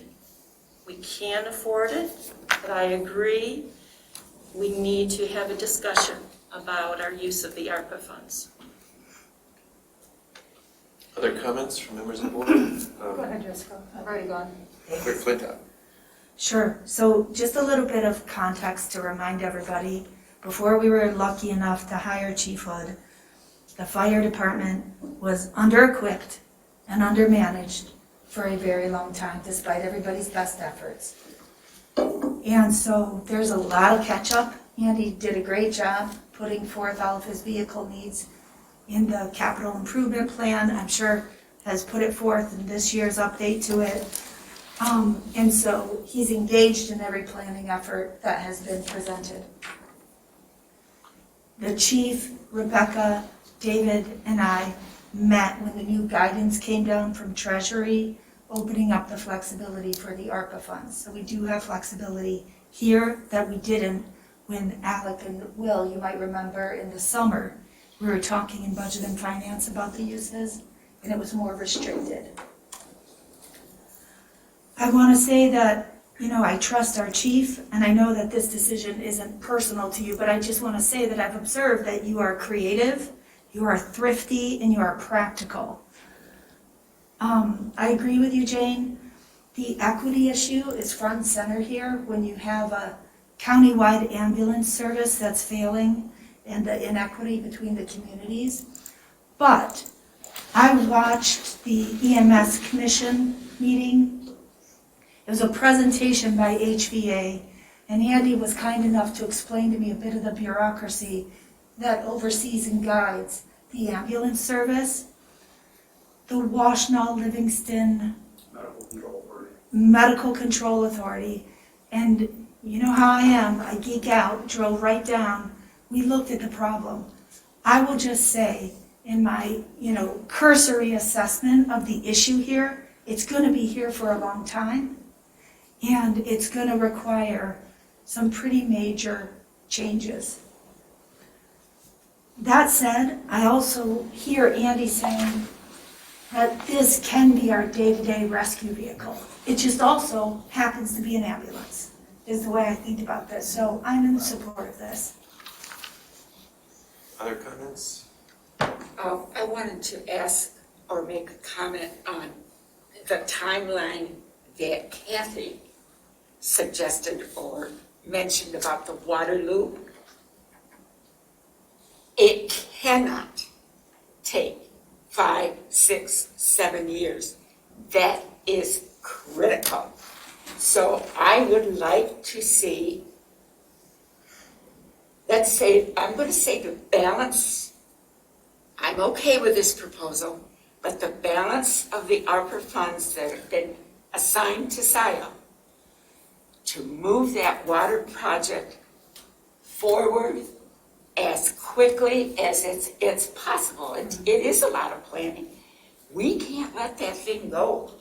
It's gotta be done. Donna, can I clarify that we're talking about the same water project?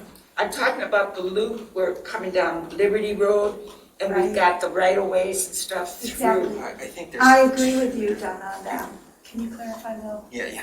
I think there's two different water loops that are being discussed here.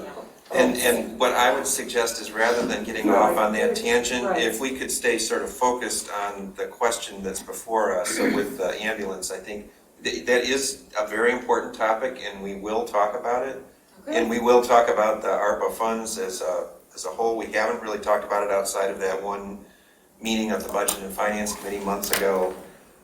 So we will talk about it, but I think tonight we're just focused on one question, and that's this question of the vehicle that's proposed by the fire. That's true, but I don't want to piddle away the ARPA funds. I hear you. Okay. But I just want to say, Donna, I wasn't talking about the Liberty Road That issue. okay. There's two loops. Okay. We got two here. Yeah, Here but we go. But rather than I heading don't know off anything into that, about two. That's okay. So, Trustee Vogel. yeah, I'm going to really stick to my point here. So what I hear you saying, Jessica, and I'm sure it's true, that we have a wonderful new fire chief who's come in, who's been able to articulate the shortfalls, really step up the game, equip, strengthen the firefighting service. Exactly what we needed you to do. That exact same scenario probably has to play out in utilities and in other aspects of the township. So again, I am going to be a voice that says, we have got an excellent township administrator. We have been without that critical position for 2 years. We are coming out of a generally undermanaged township for a 2-year duration. That's got implications. And I'm sure there's all sorts of things sitting in utilities that are infrastructure related that need attention. And I am really looking forward as a resident to your perspective on the state of the township as the fresh professional eyes, deeply experienced. I just feel so strongly that any allocation of these ARPA funds have to be in the context of a strategic review of projected township needs. And I know that. And having Oh, said sorry. all that, here's a little question I need to understand. If this were to go forward, does the current firefighting staff have the skills and know-how to use the functionality that will be built into this ambulance? There will be some training that goes along with it, training on the equipment that comes with it, and the driving of the vehicle, since it's a vehicle we don't currently operate. Right. But we will get that done in-house. I have reservations. The last thing I will say is picking up on something Trustee Jerome said, and that is, if this were to go forward, if that is the majority perspective, I think it's very important that this not rely solely on the ARPA funds. That if 260,000 is really the number, and that number's been very well vetted, just like we challenge ourselves on parks, on pathways, we gotta find funding sources. And not just rely on the ARPA funds, would be my recommendation, if it goes in this direction. But And I guess I just want to ask the chief and David, have you guys even looked at that? Because my understanding was it was 100% ARPA. Right. Yes. So do you need more time to look at that, or is it a no?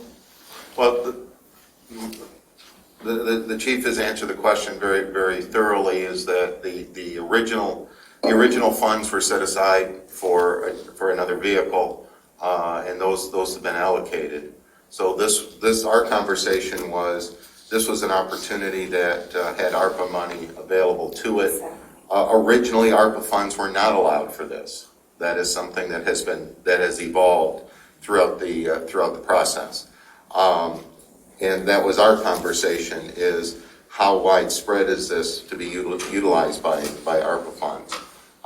So right now, that is the proposal, is that the allocation would come from the ARPA funds based on the guidance now from the federal government. I do want to recognize the fact that the federal parameters from how ARPA funds can be spent, the fact that that changed, doesn't take, I think, the responsibility from the township to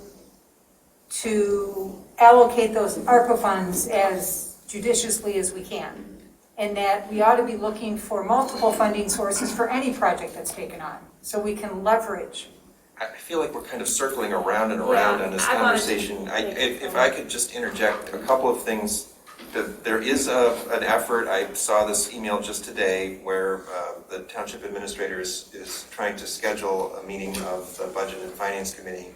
I think that is the perfect venue for sort of bringing back up again the discussion about ARPA funds and about funding these water main projects, both of them. And whatever else is out there. And whatever else is out there. The discussion that we had several months ago, one of the things that stuck with me from that is that there are funding sources and funding needs, capital needs, that are more appropriate to one-time funds than others. And this strikes me as being a kind of capital item that is a one-time fund eligible purchase. In part, it's because there's an urgency to acting quickly. So rather than, I don't feel that we would benefit from taking a lot more time. We might lose the opportunity to purchase this vehicle because there are so few opportunities out there. That is part of what persuades me to move forward with this as it's proposed, even though I understand and I hear people saying that we really do need to take time to think about how we're going to allocate all of the ARPA funds. I think that discussion will move forward now more quickly now that we have a township administrator to sort of help guide us in thinking about those kinds of things and thinking about other sources of funds for capital improvement. So the ARPA fund is not the only thing, thank God, that we have to turn to in Scio Township. So please, Flinta. So I do want to acknowledge the chief and our assistant chief personally write federal grant after federal grant after federal grant aggressively on their own and do a pretty good job of bringing in federal money, so thank you.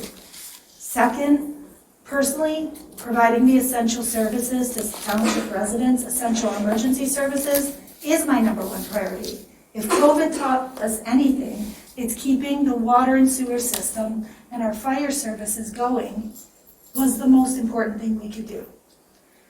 Last, and it will be a conversation, in the future, is that 1.35 SAD for fire is not going to be enough. Okay, that's another conversation, but that is not going to be enough to support the level of fire services that we need. So that needs to be part of the broader planning as well. The only other point I wouldn't make is the issue that you raised, Trustee Vogel, about equity. And I think in some ways, this is a step that Scio Township is in a position to take. Some other communities may not be less, able to take a step like this. But the people who benefit are not just residents of Scio Township. I mean, we have a highway that runs through Scio Township. There are accidents that happen there that Scio Township Fire Department responds to. I think that was one example that the chief gave. We have people who come and use the metro parks along the river. They need help. There's lots of people who come to Scio Township, and we welcome people coming to Scio Township. And we don't charge them when they fall down the way HVA does.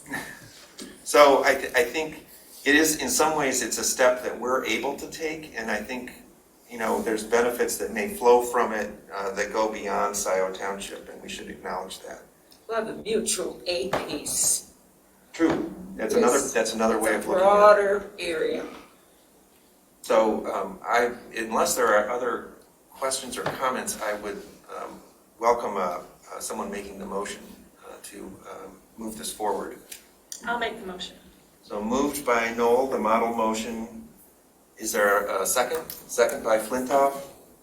Is there, I guess we could just, wait, this is an action item. We need to open it up for public comment. Excuse me. Are there public who would like to comment on this before there is a vote?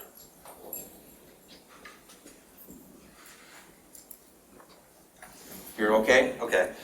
So no one present. Is there anyone remote who would like to?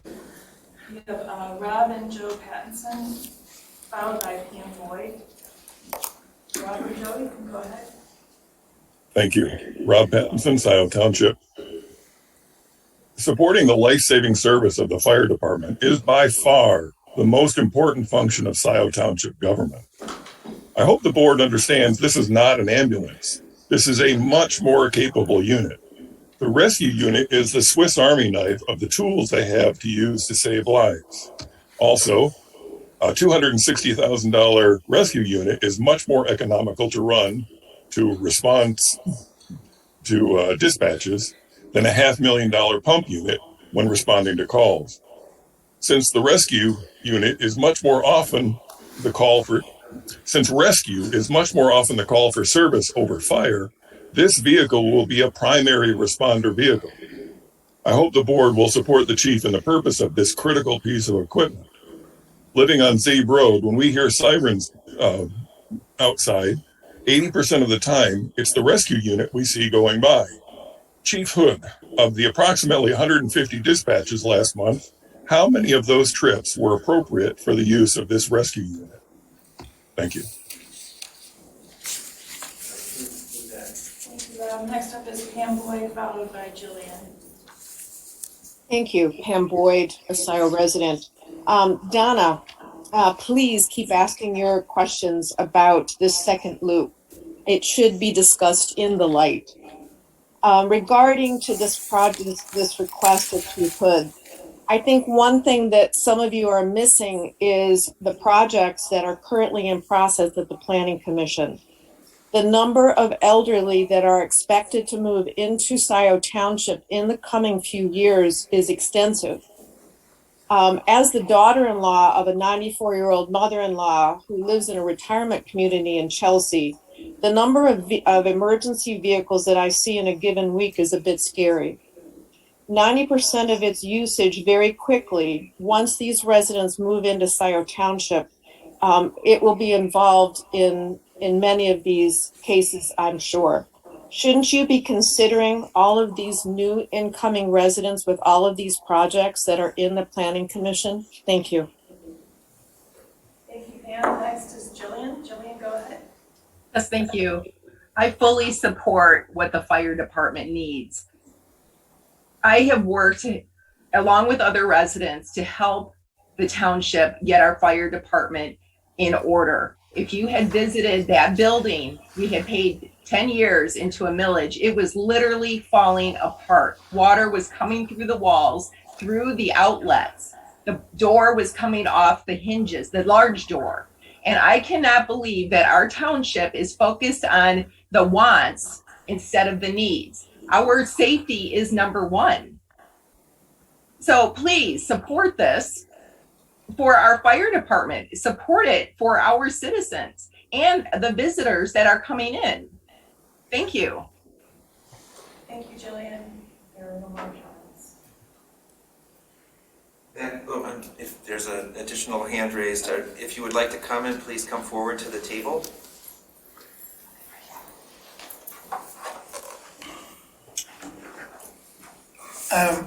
I think sometimes we need to listen to our experts. I personally had a chance to work with Chief Hood on an issue which had arisen after John Efschko left. I will tell you, I was very impressed with this man's knowledge, with what he has in his heart, and what he wants to do for Scio Township. I think we are very lucky to have him as a fire chief.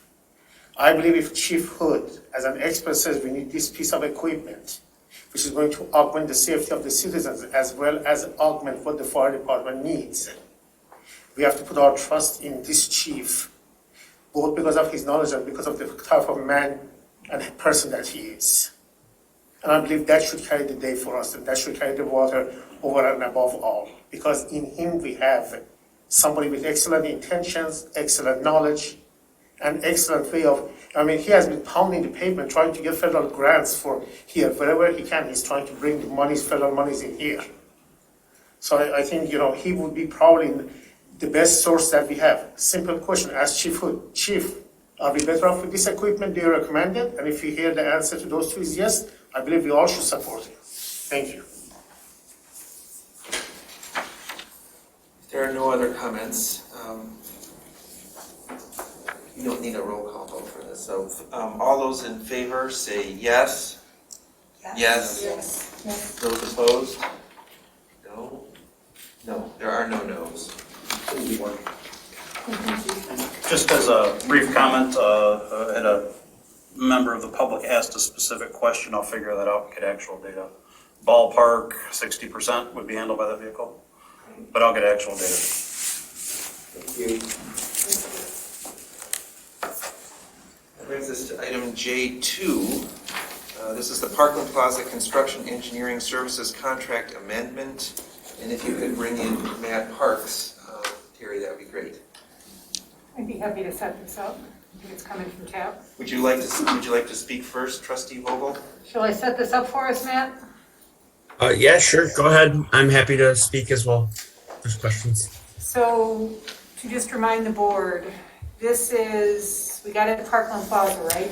And that whole project got started. And the good news that came in the midst of it is the Scio View entrance at the end of Parkland Plaza was progressed far enough along, and they were willing to partner with us to enable the sidewalk to basically extend into their entrance. And it enables the further conversation for a pathway route across Scio View, which is a discussion coming up. So this incremental 9,900 something is for the engineering work that was done to extend the Parkland Plaza that incremental distance beyond the Michigan Health Facility back there and to the entrance. What I noticed was in our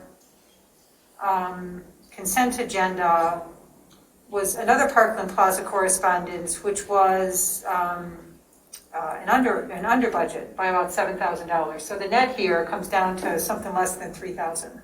So it would be my recommendation that we go ahead and approve this. Matt, you want to add any details to that?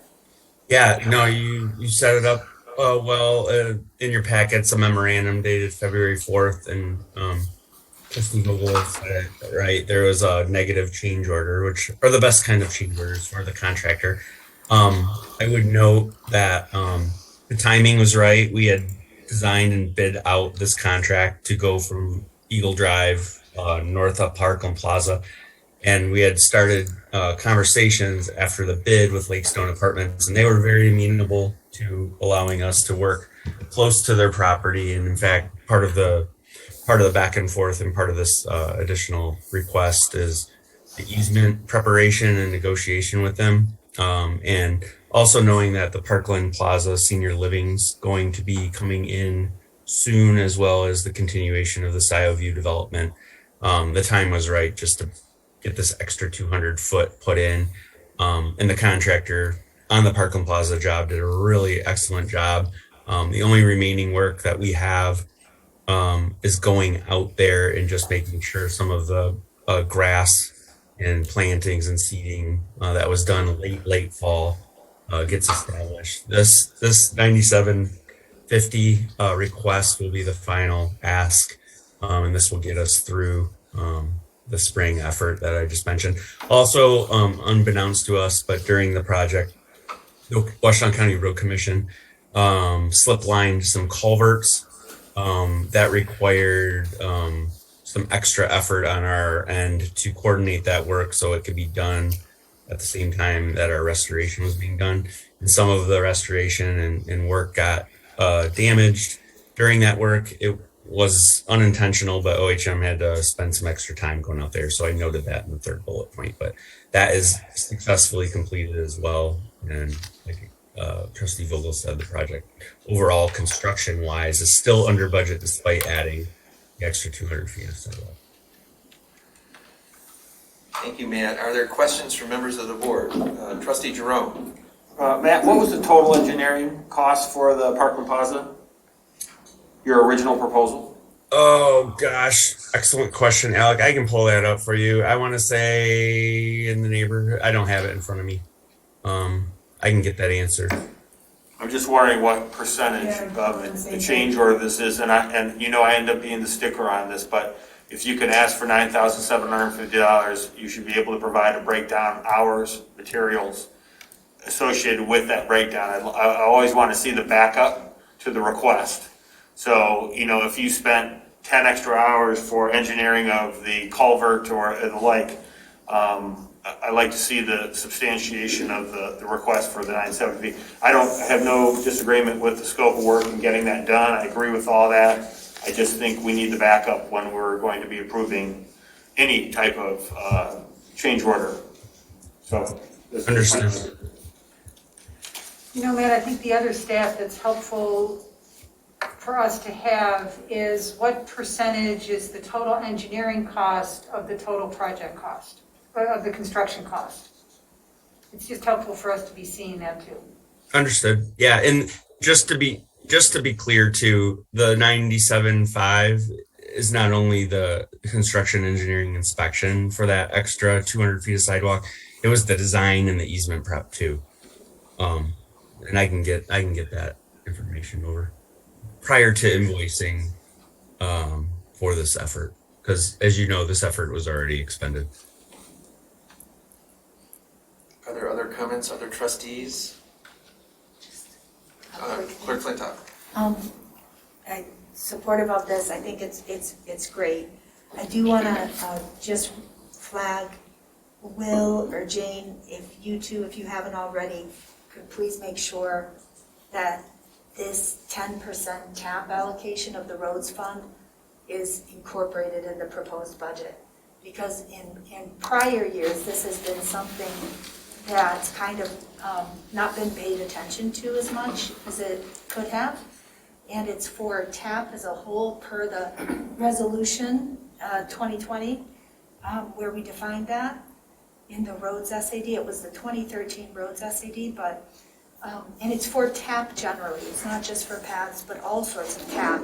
So it's sort of an overlap between, I guess it's really the TAP committee, Jane. Yeah, it is. You're correct. Yeah. It needs to be part of the revenue and line item in the budget. Yeah, just kind of if there's any other projected uses.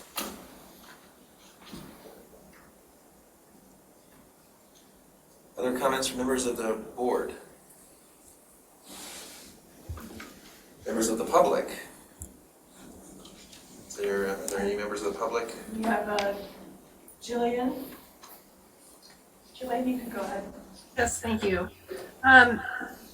Parkland Plaza is in the Downtown District Authority or Downtown Development Authority. So why aren't they paying for this?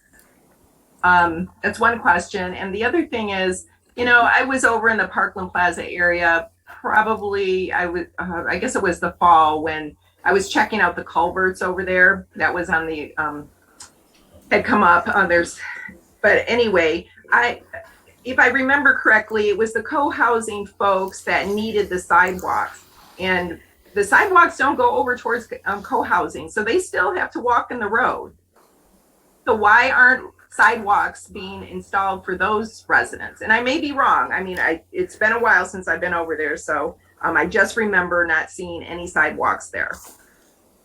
Thank you. Thank you, Jillian. Other comments? No more comments. In that case, is someone ready to move away? Actually, there's a suggestion to modify the model motion. This is from the clerk, a suggestion from the clerk, to make the model motion, to modify it to appropriation of $9,750 in fund balance from the township-wide road special assessment district fund 400 tab to pay for the OHM advisor's work to extend the Parkland Plaza sidewalk an additional 200 feet to connect to Lakestone Apartments and other developments to the south.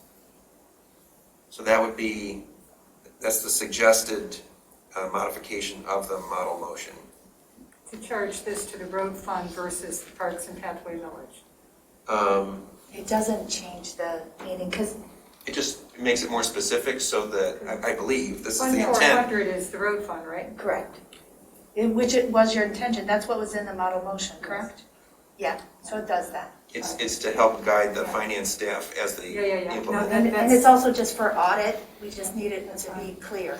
That's fine.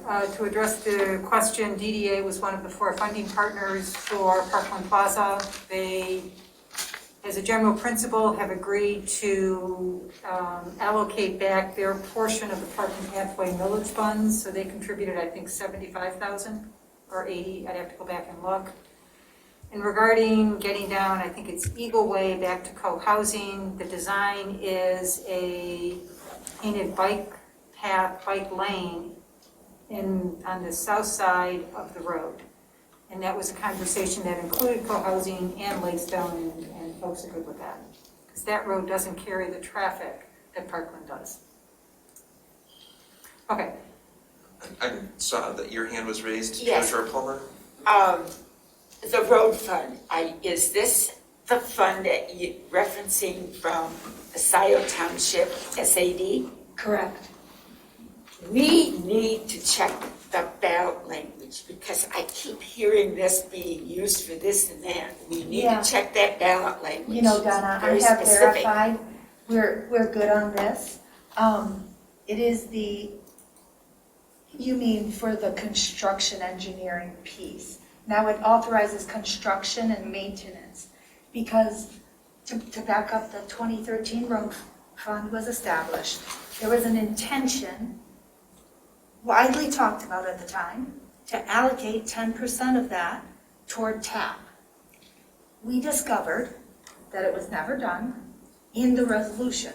So in 2020, the board amended the resolution and put it in place, and the words are construction and maintenance.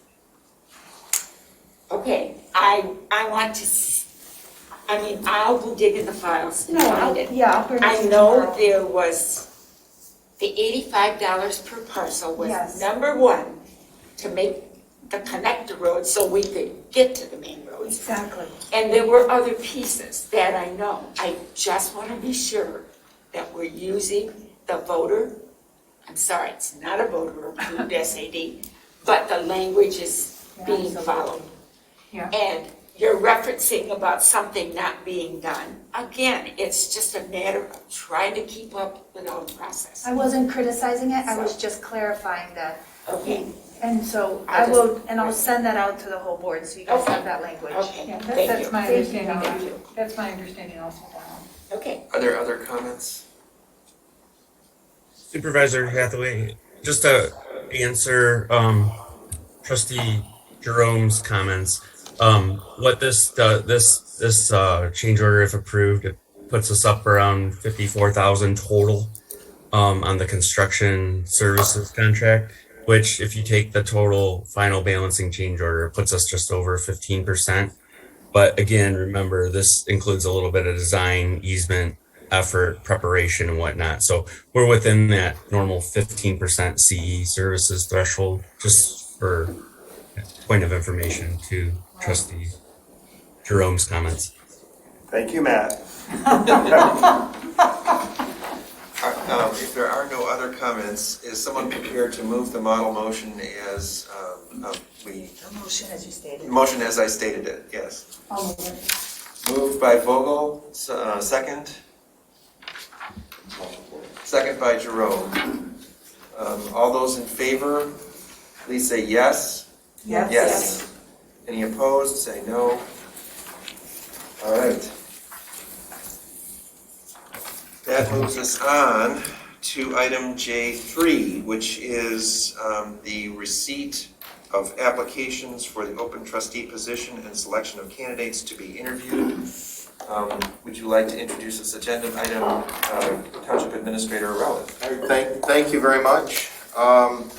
All members of the board should have received, prior to the packet itself, but also included in the packet, a summary describing a recommended process and all all 8 applications that were received from various members of the community.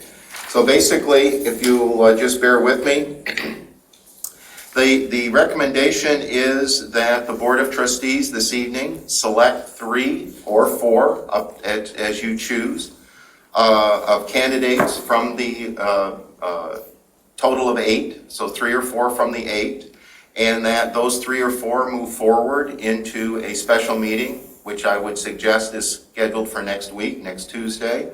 This is, again, totally at the board's discretion as to what day you choose. It's a recommendation. But the idea is that you will select, members of the board, you will select 3 or 4 candidates to be invited back and actually have interviews with those individuals to hear their views, to ask them questions, and then make an informed decision from that point as to who do you wish to choose as the candidate who will fill this seat until the November election. So basically, the statute, in consultation with our attorney, the statute is very clear. The board must make a determination. You are not obligated to hold interviews. You're not obligated to do anything. You could pick one person tonight if you chose to do so. That's totally within the authority of the board. That's totally within the statute.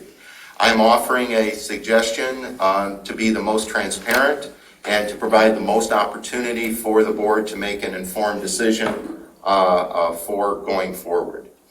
So how you choose to select 3 or 4 candidates, that is completely up to each individual members of the board. You can do them one at a time. You could put a motion to select 3 and have the discussion in that regard. So there is a lot of flexibility, and it's designed that way. It is designed that way. I will not make a recommendation to you as to who I think personally those 8 of those 8, what 3 or 4 should move forward. That is outside, I believe, my role. I'm very pleased to give you all 8 and to suggest that you select 3, 4 if you wish, but a minimum of 3 to move forward into the interview process. If there are questions, I'll be pleased to try and answer. Are there questions for a Township Administrator? So I want to understand my role. Yes. And I understand that by law, that I would not vote in this. And I understand there was a discussion at the leadership team meeting suggesting that it's also suggesting that I also not be part of a deliberation process. Is that correct? That is correct. Okay. That is correct.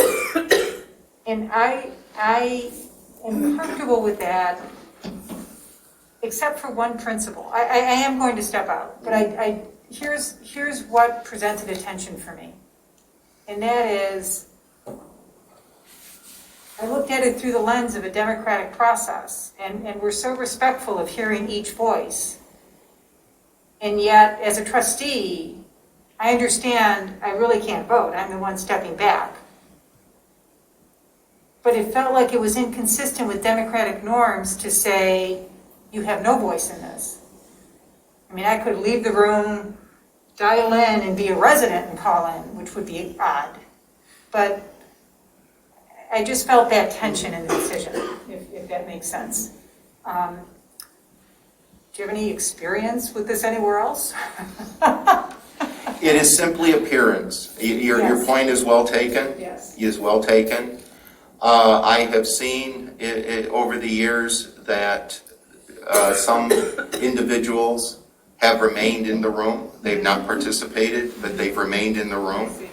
And in some cases, there's been comment made over time that their presence led to an outcome. I'm not suggesting that would be true here. Yeah. It's simply appearance that it avoids any appearance at all Yes. of an attempt to steer the conversation one way or the other. Right, and it's exactly for that reason. Yes. That I am happy or comfortable to excuse myself from the conversation. And there's certainly nothing negative attached to it in any way, shape, or I form. understand that. It was part of me that just had to bring voice to that. Understand. I totally understand. It's good. Are there other questions for the township administrator? I would like to, there's actually, I would like to mention the clerk has pointed out that we should take an action at this point to schedule the special meetings that we are putting. So Yes. I was going to read the motion that she has prepared. This is a motion to call for a special meeting on Tuesday, February 15th at 6 p.m. for the purpose of interviewing selected applicants for the position of township trustee and to possibly appoint an applicant to the position of township trustee. So I will make that motion. Is there a second? Second. So second by Flintoff. Is there any discussion or comment on that motion of having interviews on the 15th? Are there any public who would like to comment on before we vote on that motion? There are no public. If you would like to comment on that motion before we take a vote, please come forward. So I've been giving this some thought process with the combination of the technology not being 100% and talking about everybody else. I think the bottom line position in this case is that we want to have the best possible selection out of the 8 people appointed to this board. Although it might be a bit more work for you guys to interview all 8 people, I think that would be doing a justice to the citizens of Scio Township. I feel that all 8 people should be interviewed to pare down to 4. What's the difference between 4 and 8? I could see if you were dealing with 20 or 30 applicants, it will become very onerous. Really, there isn't much difference between interviewing 4 people versus 8. I don't know about the circumstance of the other people. For example, using my circumstance myself, I'm trying to kind of expand on that. I had a lot of problem with the link that you guys provided. I got a receipt which says your application and everything was delivered correctly, printed it out. But obviously, when I got the phone call from Donna, it was obvious that it wasn't. And because of my life circumstances and the fact that I'm a small business owner, I have to run a business, I'm 1 state away and I can't leave my clients. I can't just abandon them and say, adios, I got to run over back to Michigan, to Ann Arbor, because I have to send this document. So it literally end up being 45 minutes before. Maybe there are other people like that. The bottom line is that in this situation, because of what I experienced personally, I may not be the only one who experienced that. And the bottom line is that we have 4 people who are interested. Where is the harm in just interviewing all 8? 8 people who are interested.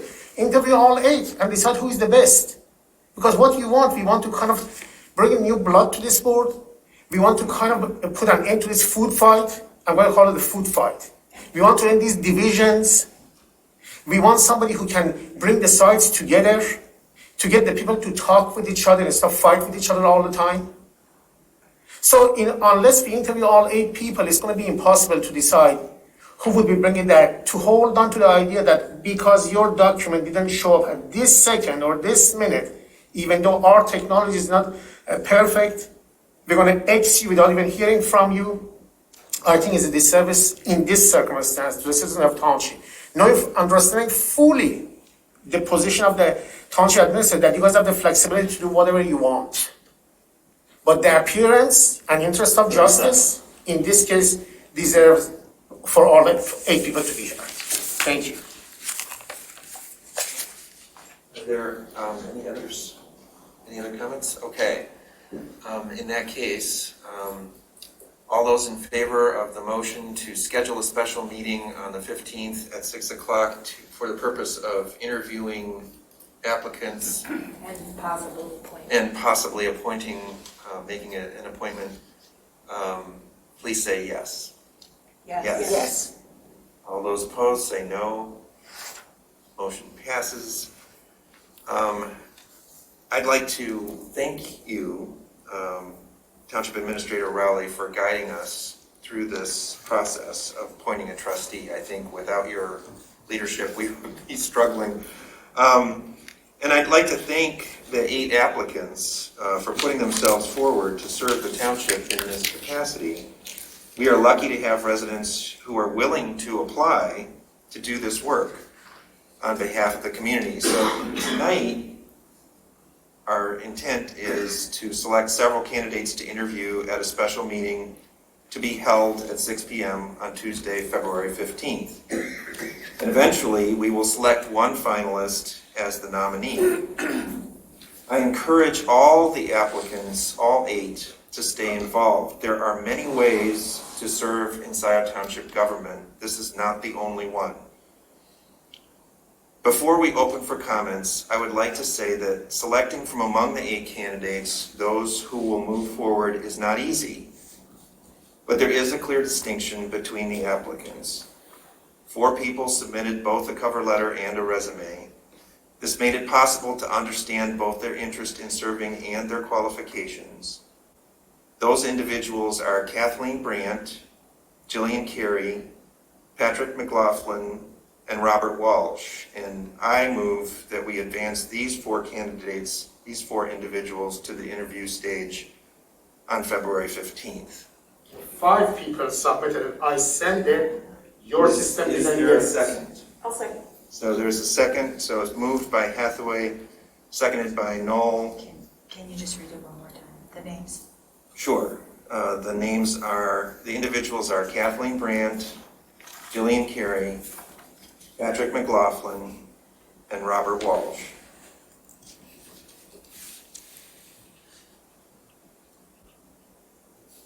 So we have a motion. Is there discussion? Question though. Would it be, let me back up a minute. Would it be so difficult to maybe interview all 8 because we've had this unusual circumstance? Just a question. Well, it would be more time consuming for sure. So what's new with the Scio Township Board? Trustee Jerome. Well, and I'm sympathetic to the situation. I would also, though, notice that there was a multi-week application process so that people had the opportunity to submit their materials and ensure that it was received by the township. And I would have suggested that probably as a proactive measure by anybody that was interested in it. Unfortunately, my ability to make a determination regarding a candidate that was looking to take the, fill the position of Trustee Vogel's absence, I needed to review the materials as they've been presented to me in the packet that the administrator created. And I've reviewed those and looked at them from a lot of different criteria, but in my assessment of the materials provided with me, I would agree that the 4 that provided the complete cover letter and resume allowed me to make determinations regarding local activities and committees, commissions, all the other criteria that I was using to try to develop the prospective applicant skill sets to fill this role. So I would be in agreement of moving to 4 that had provided the application as requested during the process that the administrator had developed. Are there any other comments? Trustee Noel?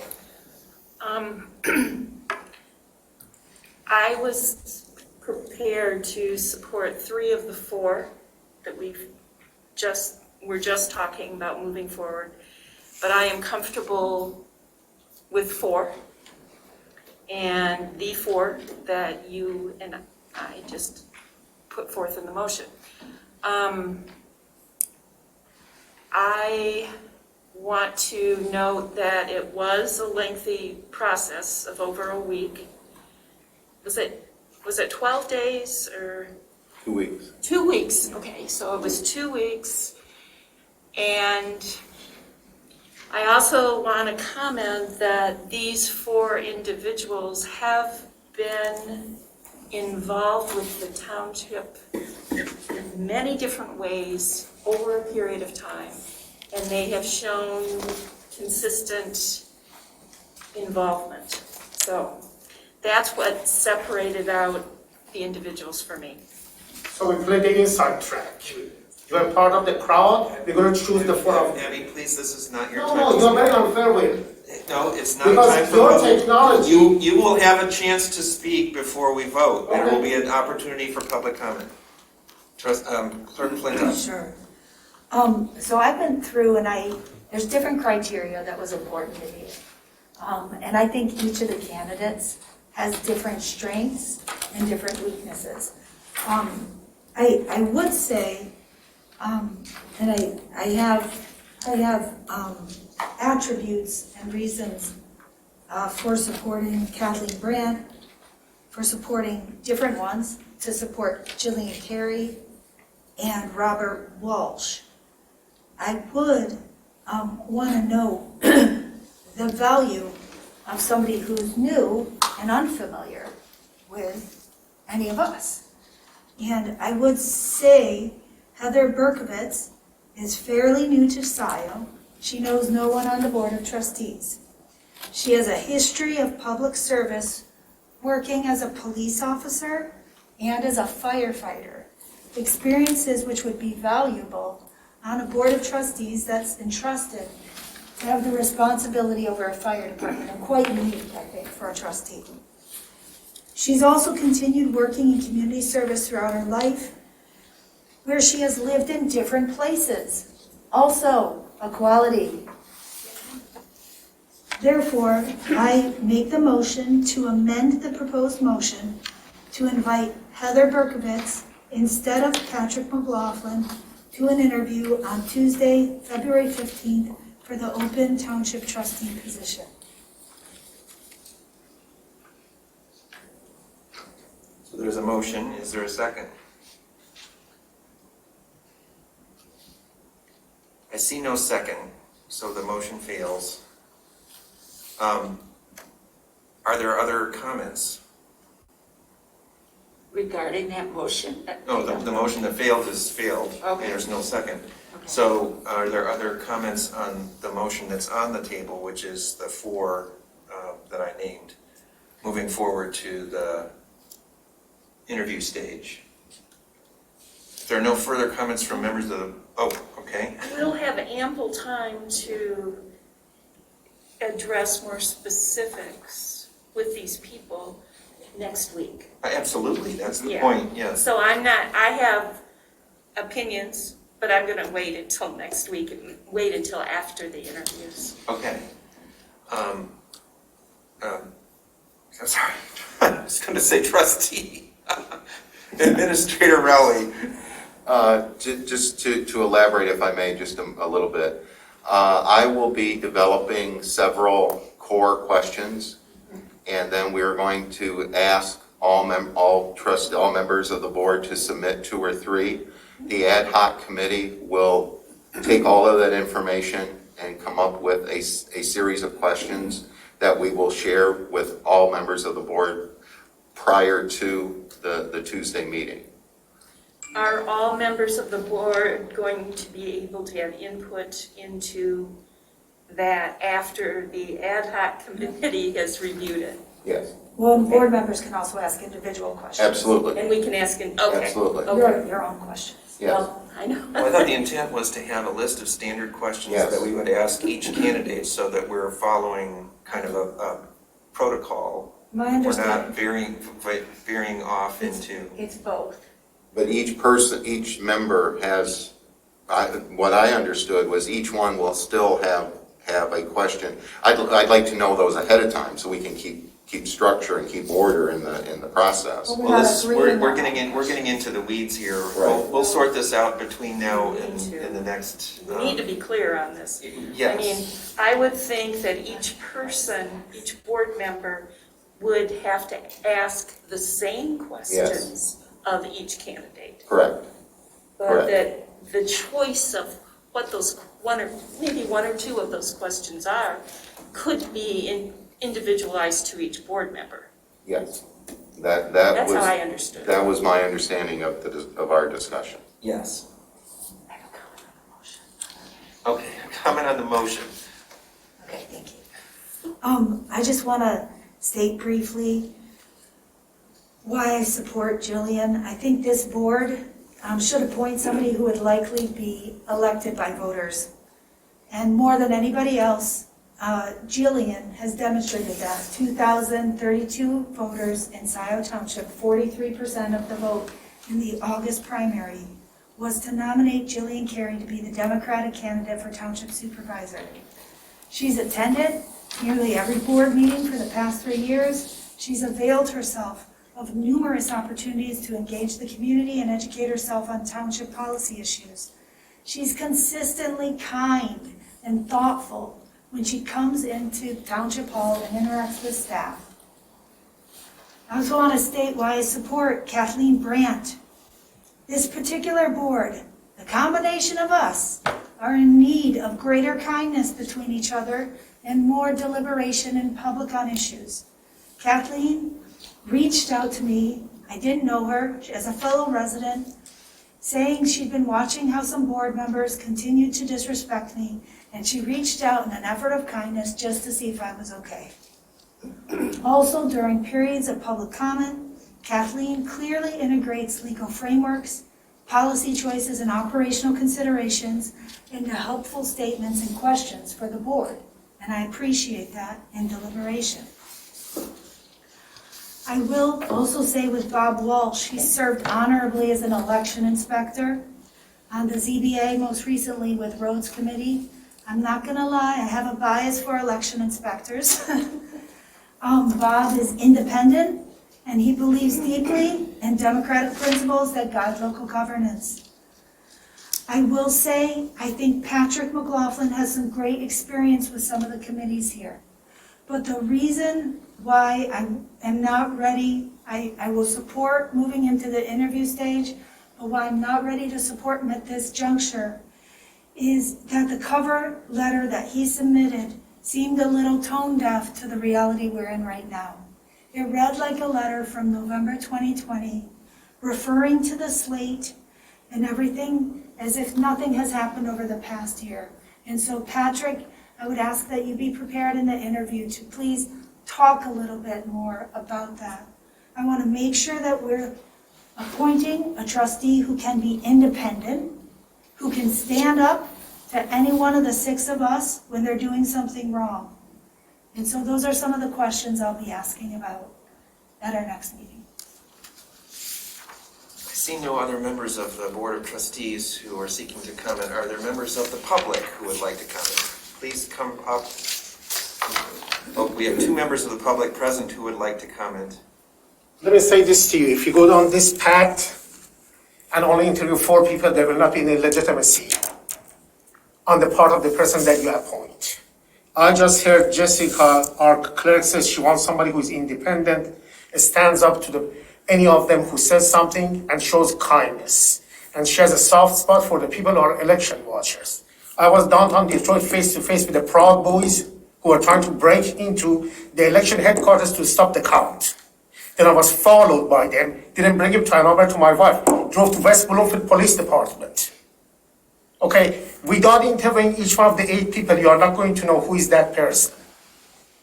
To hold on to this rigid idea that I keep saying 4 people have submitted their applications, and I repeatedly have corrected you tonight, Will, and I told you, I submitted my application along with the cover letter and my resume. I got a receipt from your website, said delivered correctly. It was only Donna kindly called me on the 4th to tell me that I read your cover letter, you referenced a resume, it didn't show up. Again, I was 1 state away. The technology that you employ is is something that you guys decided. You never wrote, okay, we are new. So the 4 people that you guys say they have had experience with the Scio Township have the inside track, they know that the system isn't good, so they should also email as backup. Well, since you guys have that knowledge, why didn't you put that on the website? Use the link, but also as a backup, email us the information. So we're going to say that the people who are, anybody who works in an organization has got full knowledge of the organization, much more so than the people who are outsiders. So because of these technical glitches, we're going to say that we're only going to interview 50% of the people when we know what kind of an atmosphere we are dealing with, that we need somebody who can bring unity to the group. And just we say, well, these 4 have worked with the township before. They're a non-commodity. We know who they are. But let's find some technical reason why we don't want to interview the other ones. I don't know about the other ones, but I will tell you 5 people submitted the cover letter and the application. I was one of the 5. I'm being penalized because of the technology that the Scio Township employed. That is not fair. Now, as far as the other trustees saying that, well, applications and stuff should have been handed earlier, and so on and so forth. So we had a chance to, get to know people. Look, you have this chance. This is not something onerous. We can walk and chew gum at the same time. It isn't so hard, if not next week, to read the people's applications and cover letters and interview all 8 and decide truly who is the best. I may be, I may not be. But I'm talking about the other ones that you're not interviewing either. See, Jessica tonight has a strong feeling that Jillian would be a good addition. She wants to add it because she's interesting. She has done other things as an outsider. Well, if that's the case, we should interview all of them. Time is up. Yeah. It's because she got 2,000 votes. So there's not a dialogue. Time is up. You would also indicated an interest in speaking. Do you want to come forward?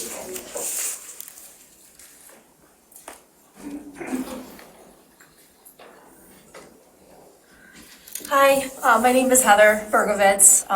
Interested in the trustee position. Thank you for your support. I appreciate it. I think one thing that I would like to comment on first is earlier some inconsistencies in the way the board operates that was brought up.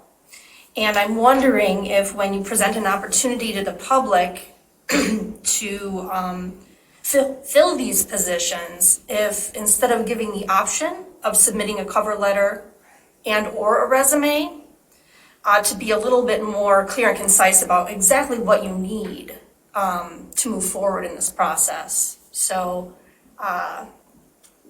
we will require a resume and a cover letter for you to come and interview with us.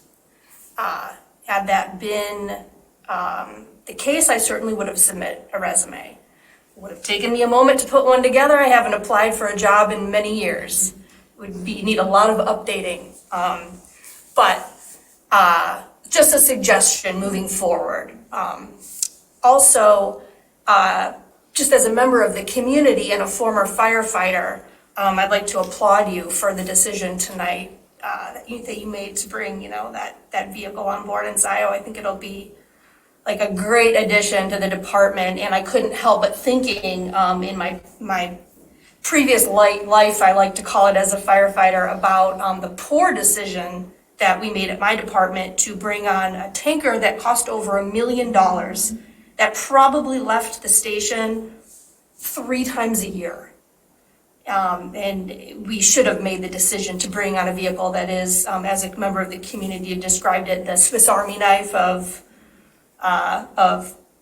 fire safety vehicle. So yeah, I think that was a great call. So thank you for that. Thank you for letting me speak. And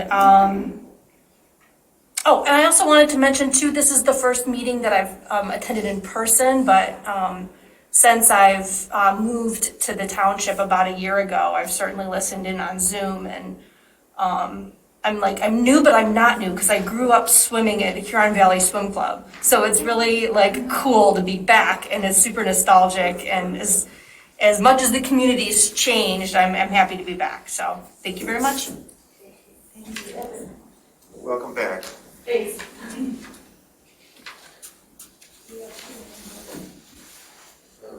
We have Pam Boyd, followed by Rob Pattinson. Pam, go ahead. Thank you, Pam Boyd, a Scio resident. Mr. Raleigh, I want to thank you for your direction. Having attended pretty much all of the interviews over the last year or so, the process that you are instructing them to follow is a win-win situation, having seen it in action with these various, the assessor, your job, the IT people. I think it's a good and fair process that helps make good decisions. So thank you for your participation in that. Thank you. Thank you, Pam. Next up is Rob Pattinson, followed by Caroline Altamore. Rob, go ahead. Thank you, Rob Pattinson, Scio Township. I missed raising my hand on the previous public comment by a millisecond. I would suggest that it would be better to give yourself time between the interview process and voting. I would suggest not doing it on the same night. This will give you time for conversations and discussions to make a better decision. Trying to rush it all in one night, I don't think is conducive to the best decision.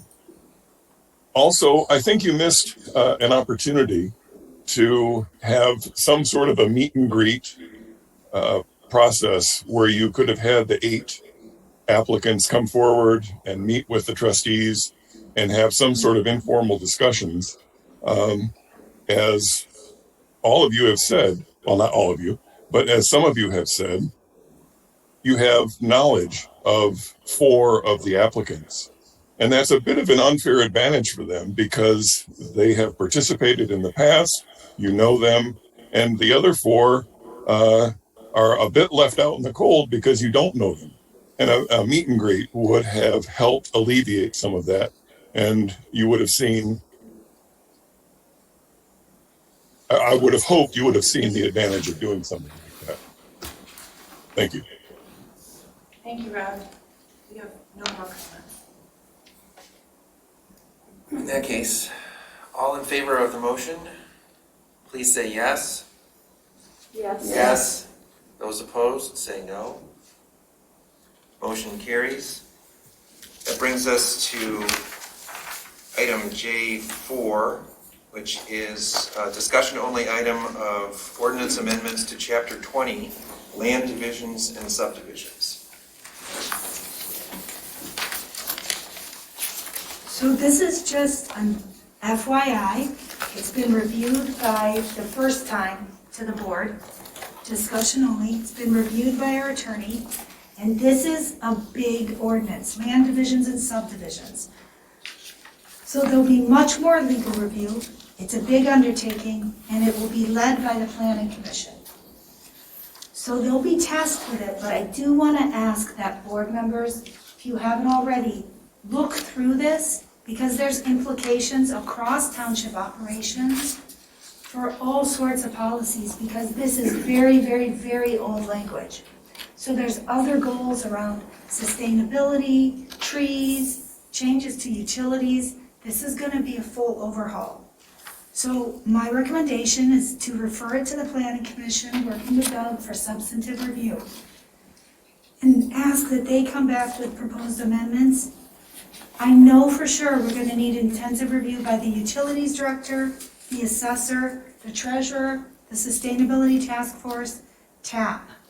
Those were the ones that came to mind when I flipped through it. David? you really need to include me in this. Absolutely. With all due respect, I taught this class for 3 years Awesome. for extension, and there was a special program specifically for local ordinances. That's wonderful, David. So I have some I mean, certainly it's a planning commission recommendation, Right. but there's You some might be things able they to may not be aware staff of. it. Okay, wonderful, David, Yes. thank you.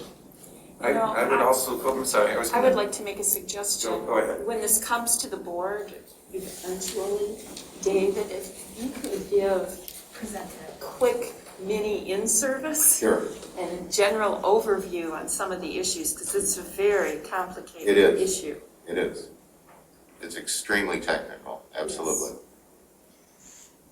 I was just going to say, I would add Parks Advisory Board, because I noticed just skimming through here that there's lots of references to open space and public open space versus sort of quasi-private open space. And I think that's something that this township really has an issue with. In my opinion, it's one of the things that first interested me in getting involved is how many open spaces, natural areas are barred from, the public is barred from. And I think that's really a problem that this township should focus some attention on. I would think that the Parks Advisory Board might have some thoughts on that in terms of this particular ordinance. And I would just note, our ordinance was from 1971.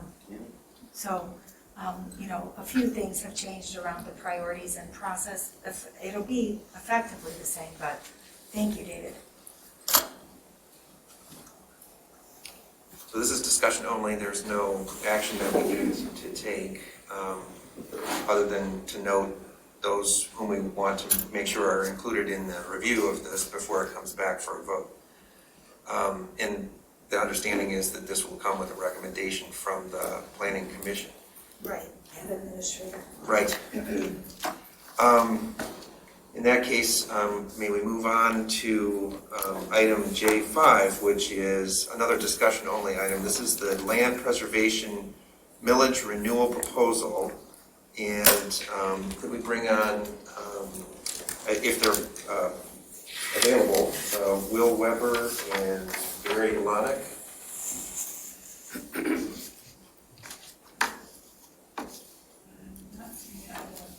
Oh, neither of them are. Barry didn't know if he was going to attend. I was just going to text him. There really isn't, and I can provide some background to it.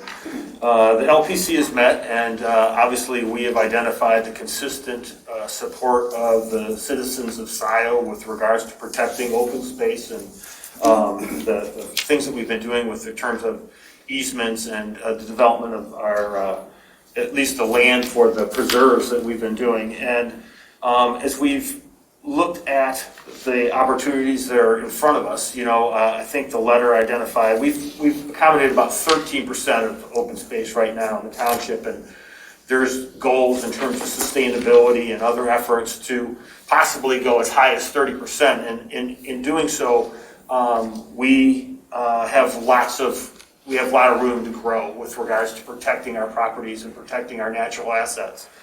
So it would be our opinion, and we wanted to move this forward, and we wanted to get input from the township trustees with regards to anything that we could answer in the interim. We do have protected properties map. We studied where we're looking to identify our highest priorities. This isn't an arbitrary exercise. Obviously, we go out and seek applications for those highest priority areas, but we also receive applications from other individuals that are interested in the program. I think you've seen that we've introduced a new chapter in the LPC, which is this Buy, Protect, Sell, which is a whole new layer of leverage for us to be able to not only protect a farm, but then actually convey the farm to a third party so that we're no longer the owner of it, but yet we can protect that in perpetuity for the township residents and really maintain the rural character that we're so desirous of in this township and that we've been working so hard to protect. Obviously, we understand that development is in particular areas, and we have codes and other areas that encourage that.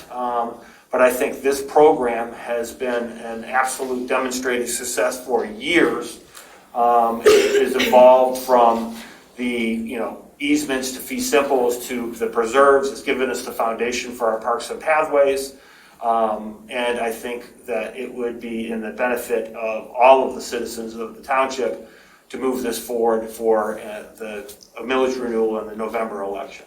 And I'm happy to answer any questions. Barry's also happy. I can provide additional backup at subsequent discussions if people have specific questions regarding particular properties or areas of interest. Clerk Flintoff, I see your hand raised. Yeah, I have two requests, Alec. One is that I think it'd be really helpful if the board could get a presentation on kind of what the goals are and what are the high priorities. Okay. Kind of like what would we do with this future money? Second, any ballot wording we have to submit by August 16th for the November, and I don't want to be rushed on it. We were rushed with the parks millage and with the fire SAD, and so I would suggest, some sort of thought about a little working group to work on that. That was and I agree, that was one of the interests of bringing this forward now so that we had enough time to address those concerns. Exactly, which I want to appreciate the LPC for that, for planning ahead. So yeah, the ballot wording, and then we could look at any enabling ordinances, because I do think the LPC ordinance needs a little refreshing, and it could incorporate a little bit more of the Buy Protect South. That's kind of secondary, but would want to look at it. And I hope that in the budget conversation, we can talk about if there's anything else that we want to put on the ballot, because I am concerned about us, having too many things. I'm thinking about roads, I'm thinking about the bus fund. There's a couple of these all coming due, so we need to talk about them together. Trustee Noel. So that's what I was going to say. I mean, I'm supportive of this. I would also like to have some discussion at the board level on other possible villages that we're contemplating. Yeah. So that we can have the full picture. And that probably should occur pretty soon. Well, it sounds like the sooner the better. Yeah. And we do know that the Roads Advisory Committee is considering this question of whether it's a renewal of the SAD or some other funding mechanism. Yes. The question, there was a question I had a second ago. There's a reference in here to the full, bringing it, this millage to the full amount. So I just wanted to make sure I understood that. Was the millage lowered when it was renewed? I'm not absolutely sure it's based on the Headley, in terms of you can't increase the millage in order to have the millage renewal language has to meet the existing millage level, is my understanding. Yes. And we would like it to maintain that level. I don't know the complexities. Barry would have to answer that. I cannot speak to that specifically. Well, maybe But that could be part of I'd be happy to provide additional information with that. Maybe we could do that in conjunction with or not an evaluation, but a presentation of our prioritized properties. Because we do evaluate them. We do have high, medium, and low. And actually, it was Donna who had asked us to do that exercise years ago.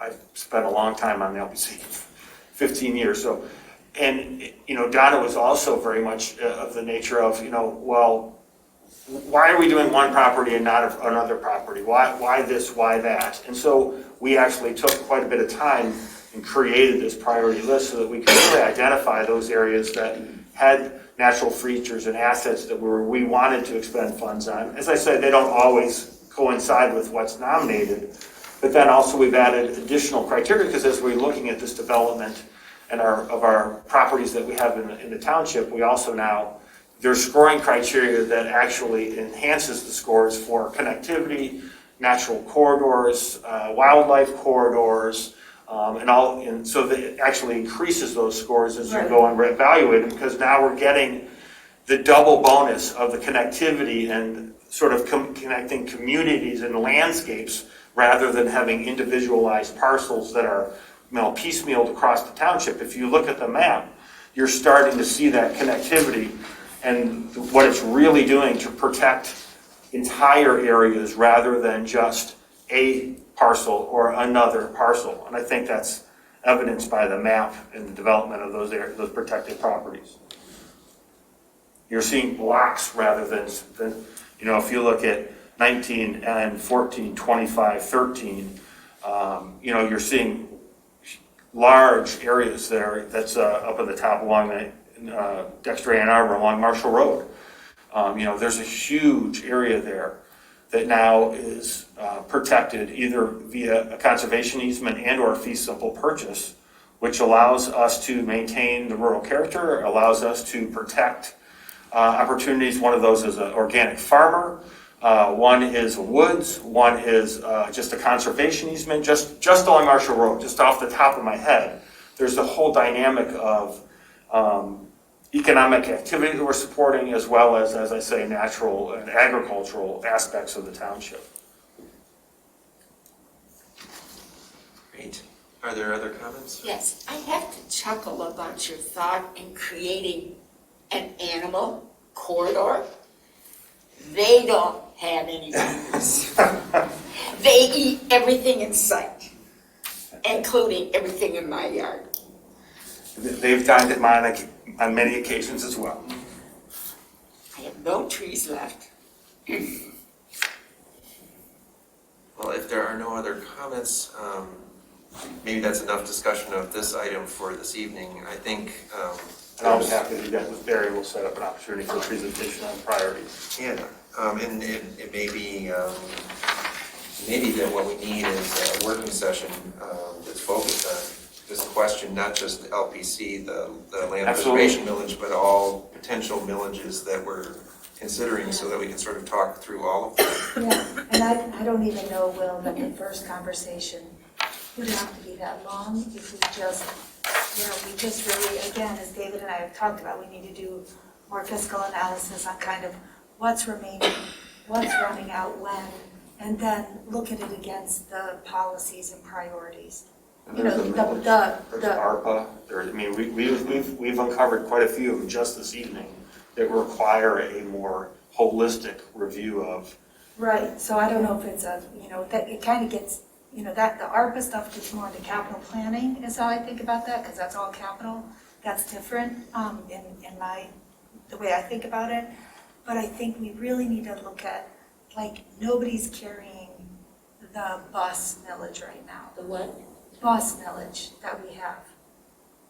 That's going to expire soon. We have these listed out. You mean transportation millage? Thank you. Okay, I couldn't understand either. I thought it was boss. I'm amazed that you've all been pretending like you've understood me this far. Okay, well, in that case, I think we're ready to move on to public comment. So this is time for members of the public to speak for up to 3 minutes on any matter under the purview of the Board of Trustees, and the earlier instructions apply. Trustee Jerome will again serve as timekeeper, 3 minutes with a 30-second warning. Are there any public comments? Rob Pattinson. Rob, you can go ahead. Thank you. I apologize for all of the speaking tonight. Most importantly, I would like to say thank you to Administrator Raleigh. Once again, we thank our lucky stars that you're with us, because we find out that you taught a class for 3 years that we are in the midst of a massive overhaul of a 51-year-old ordinance. And here you are, having taught the class at MSU Extension. So thank you, sir. I'd also like to thank Terry Suave for the seamless running of the cameras and the unmute stuff tonight. Very well done. And that also highlights the masterful juggling that the clerk did for 2 years in participating in the meetings, recording the minutes, and running the Zoom for all of those 2 years. So thank you for that. And lastly, thank you all for one of the more pleasant and unemotional meetings we've had in the last very many months. And I'd just like to highlight how much you accomplished tonight and how pleasant it was, and very well done. You're on the right track. It's a step in the right direction. Thank you all and have a good night. Thank you, Rob. There are no more. In that case, is there a motion to adjourn? So moved. Moved. Support, but just whichever way. All right, moved by Jerome, support by Palmer. All those in favor, say yes. Yes. Yes. Those opposed, say no. We are adjourned at, it's like, 9:55. yeah, more or less. Pretty early. Recording stopped.